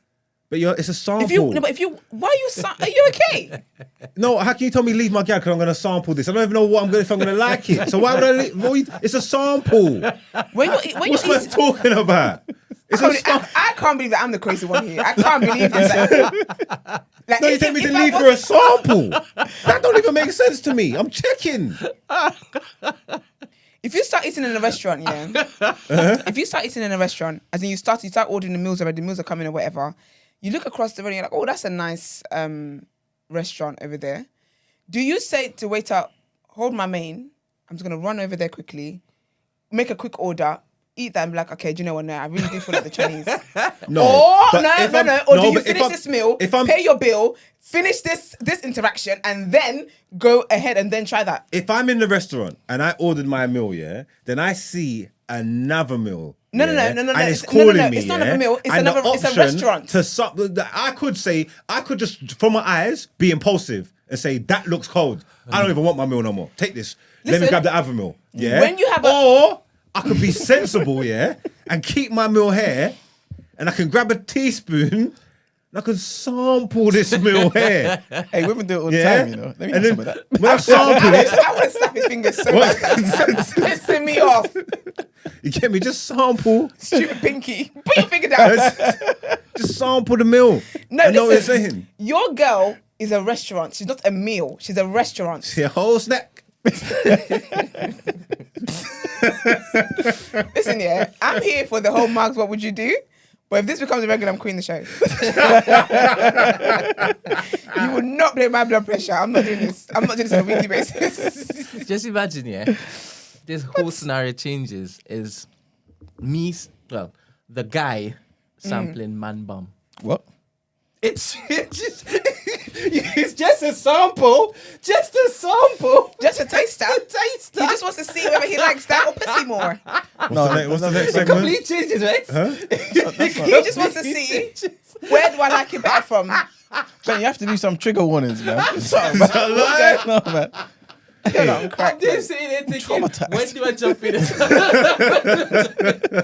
Because I love the sample. Because you were getting vexed. It's just a taste. It's just a taste. He's like, But what if it's man bum? Nah, man, that's you guys are so childish in this room. Agbaya, that's what you all you know what I'm saying. That's why it's stupid. If that was the case, Max was like, drop that. Trust me. Someone said turn off Brent's mic. I wish I could. I can't wait to get up. Yeah, you were. Okay, do you know what though? Would your advice be the same for a woman? So any woman that's in a relationship, say I'm in a relationship. I'm like, oh, do you know what? My old guy, because you know the guys be creeping up. Guys like girls more when they're in relationships, right? And the old guy pops up and like, do you know what? Let me just see. Maybe I also want to do a sample.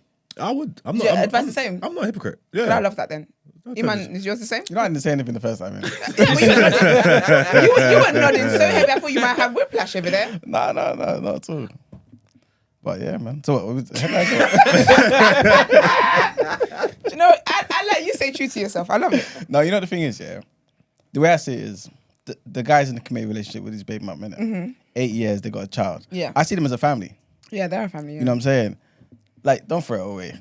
Don't throw it away. It doesn't Some make pussy sense. is dead. Don't throw it away. He doesn't And do you care know what, about you sometimes guys' it's- opinions, though. Sir? He's not asking for you guys' opinions, though. That's great. I'm telling him. He should have written to no behavior. That we definitely would have got months. But I would say don't throw it away. Yeah. Because you don't know what you don't know. So get the relative information first, and then make a informed decision. anyway, do you know what it is as well? Yeah, sometimes these things are just in your head. Things are more exciting when you can't have it, Yeah. and then personal clarity will hit you, and then now you regret it. Yeah. And I think, you know, these type of situations, I think you have to also assess where you are in your relationship, innit? Yeah. But also, a lot of time people like to remember the bad times, innit? And kind of use that as an excuse to say, you know, I'm going to try and venture out and this, that, and the third. Remember the good times. 8 years. There must be plenty of them. You know what I'm saying? And just, yeah, So can I say- build your family. Have another child, man. The guys in the comments saying it's not the same because if the woman's sampling, you're part of the problem. It's the same thing. It's the exact same thing. You Sex know is me. sex. I'm on some real what I don't know, don't hurt me thing. So if you're playing the game well and I'm happy, then I'm happy because I'm not here looking for problems. I'm not a police investigator. I'm not running around looking for problems. So you lot can do whatever you want. Yeah, Everyone just sampling whatever they sample. You're afforded the same freedoms I am. You get me? Just don't get caught. Stay woke. You get me? That's what I'm on. But I just think, yeah, like why would if you remember as well, yeah. We're not just talking about just stepping out for stepping out, innit? It's something of substance, innit? You know what I'm trying to say? Like he's saying the vibe's unmatched. If it's a woman, she meets a guy and you're feeling Vibes that way. ain't nothing to go off of. No, but if you're feeling the situation's better, you're allowed. Why aren't you allowed to improve your situation? So obviously, someone's gonna get hurt. Someone's gonna lose. All right, cool. But it's not about you. It's about me. It's not about the hurt person. No, it's not. It's about me and my happiness. And this connection that I'm building here is better than what I've got here. So just because of your feelings and because of how I should miss out on my perfect thing. People always do that kind of stuff, and it's not true. You've got to be brave enough to stand in what you want, man, and go for it. So if I could have been with you for 3 years, that is great. That is fine. There's no way I meet this woman here and I've got a better connection with her than I've got with you. But only reason I'm not exploring it is because I feel guilty and bad about the 3 years I spent with you. So what am I going to do? Go and spend another 3 years with you? That's not even right when I can have something. No. But then that's why I'm strong enough to say, sorry, mate. Exactly. So Moving forward. Exactly. So move forward, but don't explore that whilst I'm still here. Oh, no. Think that we have something together. No, I got to chop her first. I got to. Because I need to know. Gotta know, man. The maddest thing is that I was looking you dead in the eyes and I was thinking he really means what he's saying. Like, Oh, you think I'm joking? I know you're not joking. That's the problem.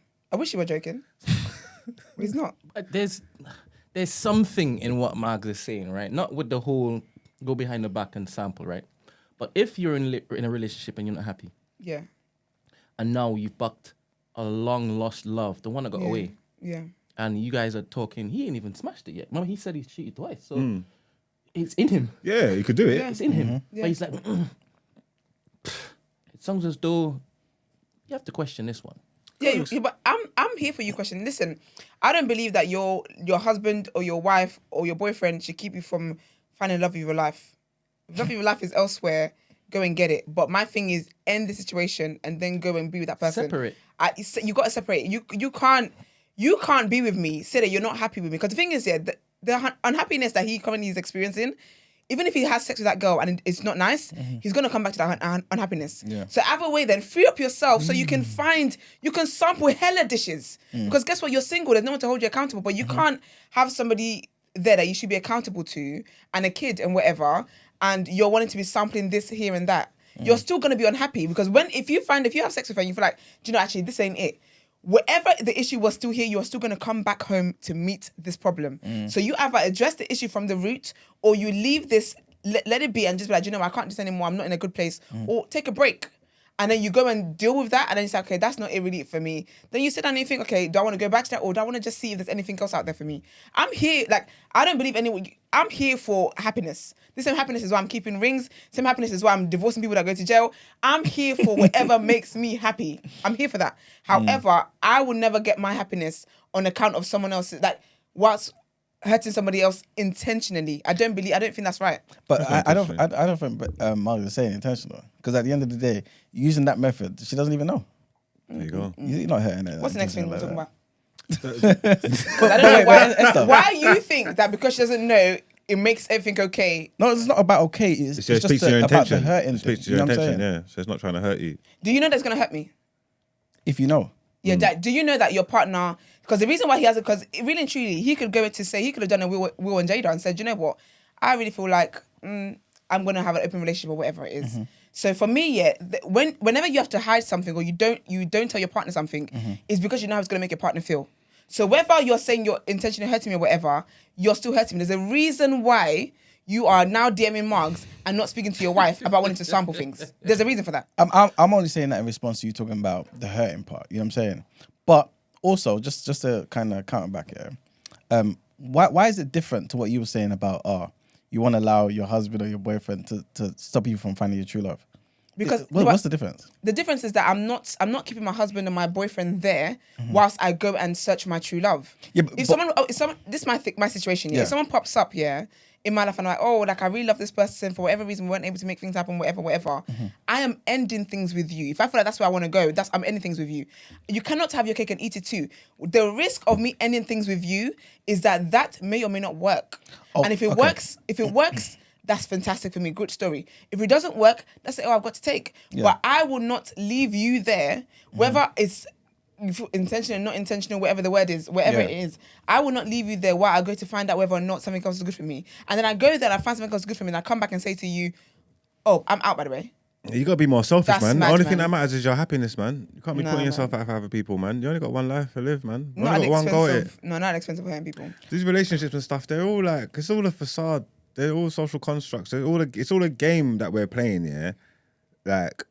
We is French. No, it's not, because we're all doing it. We're all doing it. This stuff's been happening from the beginning of time. The parameters of the game change all the time. The standards that people set for themselves, all this stuff is not real. You just got to do what you got to do for you. Find someone that works for you and use lot pattern up and do what you're doing and make it last as long as it can. If you're lucky and you get your whole life together, then cool. Or if you get 30 years, 20 years, some people get 10, some people get 5. Just enjoy it, because all this stuff that we're doing is not real. Like, we don't own each other. Yeah, we don't. All these expectations we have of each other are ridiculous and stupid when we've got a huge sample size, yeah, like from the beginning of time, yeah, of what we can expect from each other. As men and women, we know. But yet we still pretend and put each other on pedestals and have all these stupid things that... It's stupid, yeah? You know what to expect from man. You know what going. You know what man's going to do. Every girl watching this knows, yeah, you're either in a good relationship now, all right, cool. Chances are it's not going to last forever. If it does last forever, one of you are going to dead first. Do you get what I'm trying to say? Or you're going to get cheated on. You're going to move on to the next man's going to do the same thing that other man was doing. Like, this is our life. I don't understand why we're pretending for. This is not our life. It's everybody's life. It's not been mine. happening. It's not mine. It's not my life. I promise you it's not. I promise you. I can only speak for myself. Speak into existence. No. It is my existence. I can only tell you what I can only speak for my life. That what you're saying, that's not how I'm operating. That's not how I operate. That's not the kind. That's not. No. I'm not living a life where I accept that you might cheat at some point. That's very dead. You don't have to accept. And you could cheat, but there's repercussions for your actions. That's fair enough. And this is how I operate. There's repercussions for your actions is fair enough. It is fair enough. Yeah. So granted, whatever the dating scene might be, whatever it is, but with me, I saw me and my household miskeep your ring or miskeep the ring. There are repercussions for whatever you do with me. And that's really what it's going to be. If you want to be out here sampling this, sampling that, that's fine. When I find out, you'll never sample again like you did before. It's what it is. I was going to ask another question, but we'll just take us round and round. So yeah. All right. Well, my advice would be, don't leave your girl. Yeah, stick with your family unless it's real. But check that it's real first. Some things are funny in the light. You get me? Just make sure it's what you want. You get me? People frown upon having your cake and eating it, but that's what cake's for, baby. Eating. So yeah, let's go on to our next segment. Ay.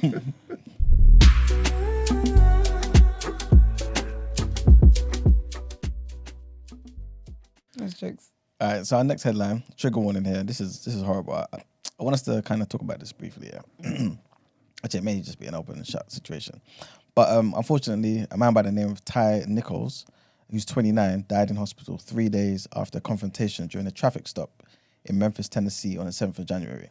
The father of one had been arrested after being stopped for reckless driving. That's what police are saying. Yeah, 5 black officers involved in the arrest have been sacked after a police investigation found they used excessive force or failed to intervene and help him. Relatives have accused police of attacking Mr. Nichols and causing him to have a heart attack. A lawyer for Mr. Nichols' family, Antonio Romanucci, said that the beating lasted 3 minutes and he was a human piñata for those police officers. That's mad. 5 black police officers doing this, right? Another lawyer, Ben Crump, said that the body cam footage of the incident reminded the family and the lawyers of the infamous video of the LA police beating of Rodney King, a clip that prompted riots in the city in 1991. Mr. Crump said that the video will be released to the public within a week or two. Investigators do not want to show it yet because they do not want to risk compromising the investigation. There's concern among city and community leaders that the footage could cause civil unrest when it eventually is released. Mr. Nichols' stepfather, Rodney Wells, said that the family hopes that any protests stay peaceful. Van Turner, who's the president of the Memphis chapter of the NAACP, also said that the city seems tense as it waits for the video. The day after Mr. Nichols' arrest, the police department stated that as officers approached his vehicle, a confrontation occurred and he ran. Officers then caught up with him and another confrontation occurred while they were taking him into custody. He complained about shortness of breath and was admitted to hospital according to the police. And the cause of death has not been determined. Yes, I don't understand how a cause of death has not been determined, to be fair. Well, what? we need more evidence. They beat the man. They've got body cam footage. What else? What other evidence do you need? That's what they be doing. They beat the man for 3 minutes That's straight. horrible. That's very horrible. 5 We'll see what happens because people that we just have to see what happens. Whether he goes to jail, whatever happened, we'll see what happens. Days, 5 of them, 5 black men. Police officers did this. Anyway, they've been sacked. Oh, have you? They've been sacked, yeah. Oh, that's okay. Well, that's progress. Because usually they're placed on leave. You know what I'm saying? Paid leave. leave. They're placed on paid leave. Okay, there could be justice with this one then.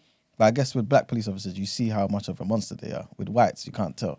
You know what I'm The saying? police officers are black Yeah, that's what I'm saying. 5. and they beat another black man. I believe so, yeah.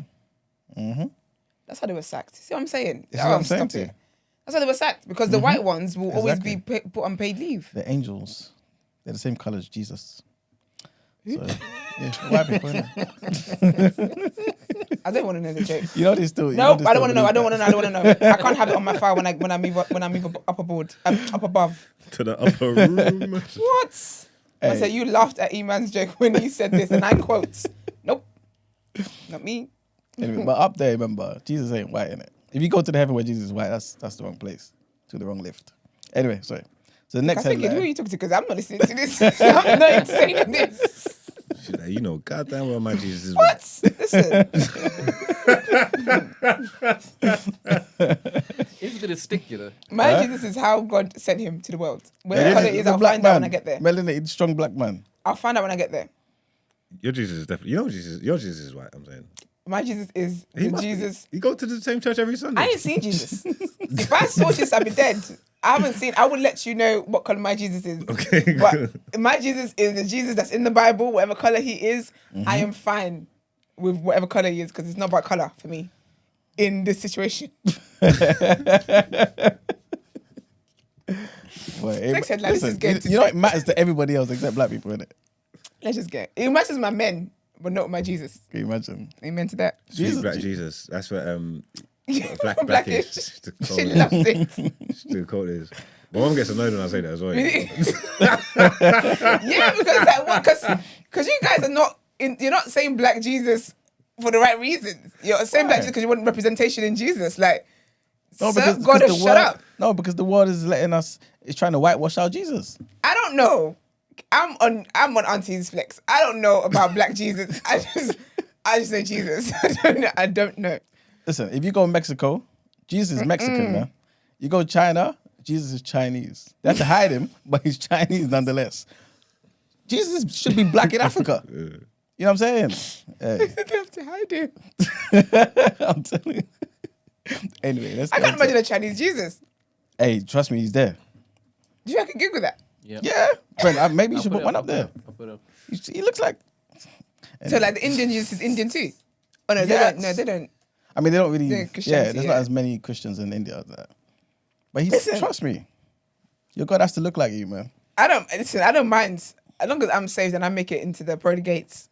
I don't mind if he's all right. Move on. Stop it. Take it out. Sorry. You sure that's not just some random samurai? Yeah, exactly. It's Is that the Genghis cartoon. Khan? That ain't Jesus. Is that Jesus in China? But that is Jesus, is it? No way. That is not Jesus. Okay. The life of Ying Li is What, they almost call- perfectly parallel to that of Jesus. Oh, stop it. It's just a man. So that's Ying Li. Yeah, that's Ying Li. Ain't Jesus. Oh, Jesus. No, but if you go to like Christian households, yeah, in China and stuff, that actually have pictures of Jesus on the wall and stuff, it's Chinese. What is it? Yeah, That's lovely, man. Representation of it. it's necessary, man. But anyway, so the next headline is about some extraordinary genius kid, man. At just 4 years old, Teddy Hobbs has become the youngest ever member of Mensa. A couple of years ago, his parents were shocked to find out their 2-year-old tot had picked up reading purely just from watching TV. Right, the toddler from Portishead in Somerset took the test to be part of the world's leading high IQ society at the age of 3. To join Mensa, applicants must demonstrate an IQ in the top 2% of the population, and they do that obviously by doing a recognized IQ test. And Teddy is now the prestigious group's youngest ever member. Teddy enjoys stretching his intellect, and after a trip to a bookshop, decided to pick up a publication out to help him learn Mandarin. He can count to 106 non-native languages, including Mandarin. Though he may be one of the cleverest boys his age, he does also enjoy the popular childhood activities of Play-Doh and learning about dinosaurs. Yeah, man. So anyway. I guess almost say my Jesus is ginger. So, yeah. Mark, the person said appreciated. Pardon? The person said he appreciates it. The advice. Oh. Come on, Killy, man. I got you. I bet you do. Cheating ass. He said he really liked hearing it in your voice. Stop the foolishness, bro. But yeah, that's the end of the headlines. Thank you very much. Let's get into the reaction.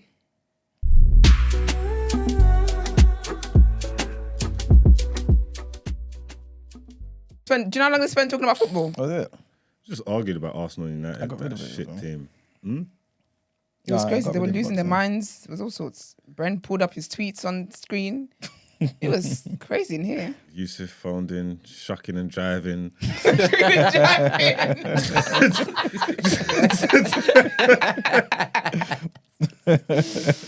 Oh my gosh. I'm actually so done.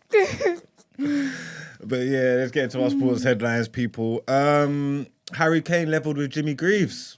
I don't know if there's any Sick. Spurs fans out there. Don't know if that's important to you. Look, he has equaled the all-time Spurs goal scoring record, which is 266 goals in a 1-0 victory away at Craven Cottage, Fulham. That was good for him. There's not a lot of Spurs fans in the building or in the chat, so nothing you want to back there? Question, Mags. Go on. If he doesn't move club come summer, does he deserve every single bit of obscurity that comes his ways? Yeah, man. Yeah, it's ridiculous, right? Because he's not winning anything at all. Well, they keep trying to compare him and moving like he's going to do the Alan Shearer thing, yeah? Alan Shearer won a league with Blackburn, bro. Exactly. That saved his career. That saved him. You get what I'm trying to say? Like, that is, couldn't hold him up there on legend. He won a Prem, and then he went all-time top goal scorer, boom, boom, boom. Can't argue his thing. You get me? He's a slappers. Kane could probably get the all-time Prem record. But if you're just going to do it in Spurs and not win nothing after being so cold, it's just like, fuck you, man. Honestly, this is his last hoorah. If he stays there, I think he's done it here. I think you should put him every single day of the year, to be honest. Just slap him there, yeah? Yeah, if he stays there, he's definitely done it here, man. In Avenues, boy, he was been skating on thin ice for a while. And then there was like a little relegation scrap at the weekend with West Ham because they're both in lowly positions. And Everton got beat 2-0 and Frank Lampard has been sacked. It's gone on over there. The supporters have been headlocking board members, apparently, or allegedly. They stopped the players outside the ground. They run down Ben Gordon. Yerry Mina got out of the car and had a conversation with them. They was going to surround the car. It was like, he's got a kid in the car, he's got a kid and all that. It was going crazy. They caught Lampard the other day. It's the only time I've ever seen Frank Lampard looking nervous. Because Lampard is quite a serious character. The way he depicts himself, the way I see him, he just looks like a serious man. It'll get me. He looks like he could be quite fiery. I can imagine the dressing rooms going off when they're losing at half time. You know what I'm trying to say? Like, he does strike me as a serious man. He was nervous talking to them fans the other day, boy. You get me? You know, Scousers don't play.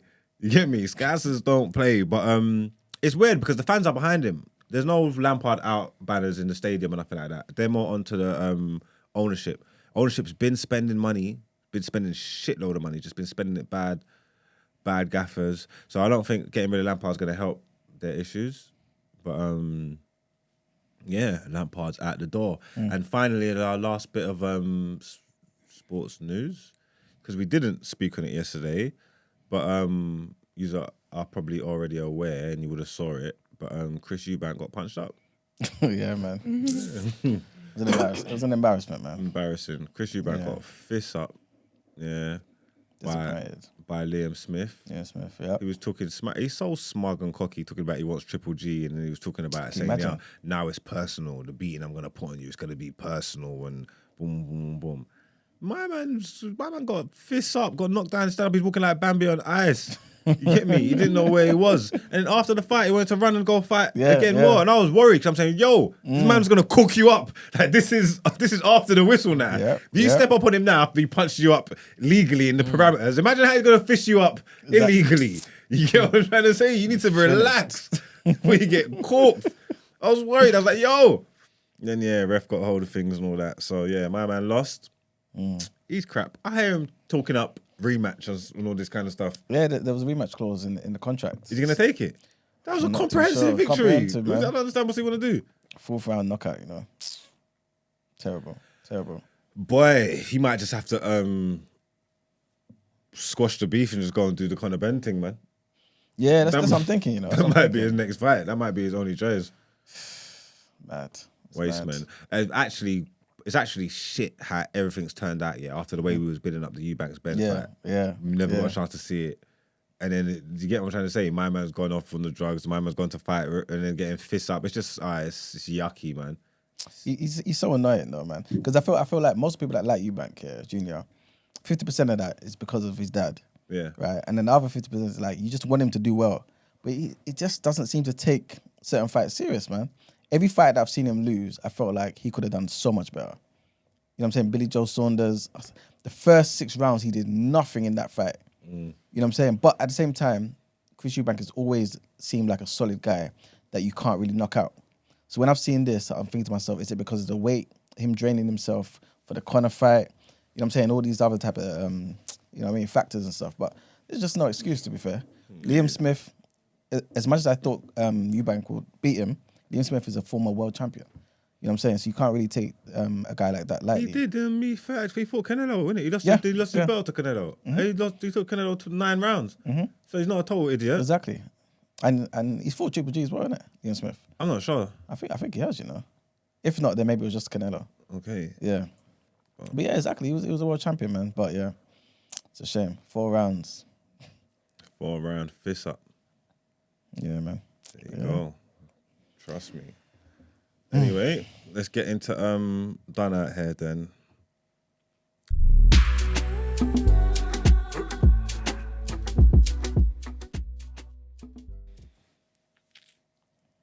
You know who's done it air today? I'm gonna keep giving done it air to the people. You know, I love giving done it air to the people. I think all of you sometimes you got to take accountability for your actions. Yeah, and you know what it is. Yeah, we keep feeding into I can't even say her name. Christian Blueface's girl. Blueface's gal. Blueface and this gal, yeah. This is Christian Rock. What's her name? Christian Rock? No, not Christian and Rock. Christian Rock. Christian Rock. Yeah, I think she's a Rock, isn't it? Christian Rock. Let's find out. Yeah. It's annoying me, man. It's annoying me that all this stuff's playing out on camera and that, yeah. Because when Kanye is doing crazy things like you're talking about, there's a crap help. You are watching this girl, alcoholism, deal with physical abuse and all this stuff, and it's all playing out on camera, and people are just lapping it up and just tweeting her and posting her and retweeting it and acting like it's some joke. Now the girl's pregnant. You get me? She's probably drinking a 40 somewhere. You get me? Like bunning a spliff, drinking liquor with her pregnant self. Did you see her fighting gal in the street the other day? After she announced she's pregnant. After she announced she's pregnant, she's rocking gal in the street. It was an old video. Huh? No, they're saying it's a new one. It's ridiculous, man. Like, I'm not abreast of the whole situation, but they're saying it's new. Yeah, you get me? She and Blueface, they need to stay away from each other. Bro, it's so toxic. But I'm just saying, like, when she goes, what are you going to do? Like, we're watching it play out. Like, when she goes, then what? Like, you know what I'm trying to say? Like, if someone don't stop this, and get control of the situation, she ain't going to last long. But you know what is? You know what I found out? Because I was talking about it over the weekend, and someone was saying how, like, it's both of them. So apparently she looked quite more normal before she started going out with him. And she's become this. But apparently even with him, so he's got a track record of this with, like, his previous baby mums. That this is what he does. That this is... people. He just be with women that they just be fighting each other. Okay, so it definitely takes two to tango. They're definitely toxic. Yeah, because he's got a bit weird. But last couple of weeks, it's been looking like, because at first, obviously, you see them fighting, it's a man, he's hitting each other, it's abusive, boom, boom, boom. You're thinking, oh, what's going on over there? Last couple of weeks, I've seen come out, it's looking like he's a victim in the situation. It looks like he's under duress. You know, like that, like the Get Out thing. There's an interview, where the brothers, I think they might even be interviewing her. Because they're posing the questions to her. Yeah. Like, do you get what I'm trying to say? Like, and she's just like drunk and slurring, like, and chatting shit. Like, they're calling her out on like her aggressive stuff and boom, boom, boom. Like, and she's just not even making any sense, chatting shit. Then she gets up, storms off, she starts kicking over the TV. My man's got to get the security to take her out and all that. Like, remember, I think she bust his head with a glass the other day with a bottle or something. Like, It killed me when people were like, "Oh, how can you hit someone's head with a glass?" She was like, "It's not. It wasn't a glass. It was a bottle."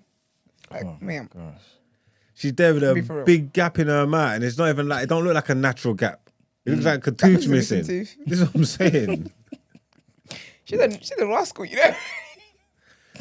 She's actually a rascal. She's going through too much, like, and I don't enjoy watching it. You get what I'm I trying to say? don't enjoy watching it, but I get upset with everybody else because I feel like you just love it and you think like it's entertainment. You get what I'm trying to say? Like, and I'm just looking at it, I'm like, Black Jesus, take the wheel, man, please.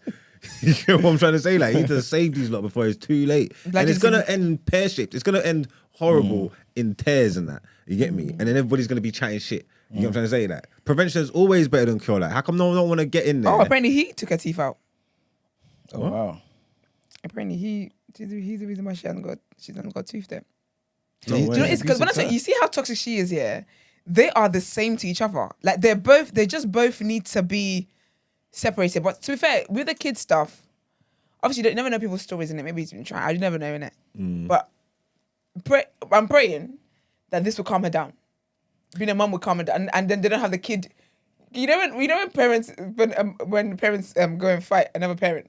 And you got the mums fighting, the dads fighting, and now you got the little kids fighting each other. Yeah. I hope that's not their situation. But she said she's having triplets because she took 3 pregnancy tests and they all came back positive. So she thinks she's having triplets. She said, "I want triplets because that's how many I killed. I need triplets because that's how many I killed." Yeah. That's what she said in the video. Insane. Huh? She's insane. Well, she is, but then like I think like to sit here and just watch her and just call her insane is horrible. Like, ain't no one gonna help this girl. Yeah. Like nobody wants to help this person. Do you know what she needs? She needs Iyanla to step in. I don't know if she's stopped. what she did. But that's who can actually get through to her. I just think it's Dr. sad, man. Phil I did just think nothing. people need to help her, man. I just think people need to help her, like, because like I said, I don't enjoy watching this shit. Especially when I saw how she used to look. She was like a little track star and all that. She was supposed to be fast and that. Like she was an athlete, you know. And you see her back in the day, she was. You get what I'm trying to say, like, and then now, yeah, man, trouble in there. It's just gone bad, man. But like I said, it's a sad story. Everybody laughing and joking and thinking it's a joke. And it's like, all right, cool, but. I just don't think it's gonna last. And I just think this is a cry for help that we're watching, you get me? And someone needs to intervene, you get me? And the more of you that play into it and gas it up, then you are done at here, you get me? And I just think everybody's done at here for not helping this person. And we need to help her before it's too late. Because I just watching her demise and I just hate to see it end super badly. So use up support systems, man. You've got to be better, man. Someone save this thing, man. Use are done at here. I thought he was in jail anyway. Who, Blueface? Yeah. For what? Remember he got arrested and they set him up when they went to Roscoe's Chicken and Waffles and they were outside and then undercover police just came and wrapped him up. He got. Yeah. This is what I'm saying, man. Let's get into this outro, man.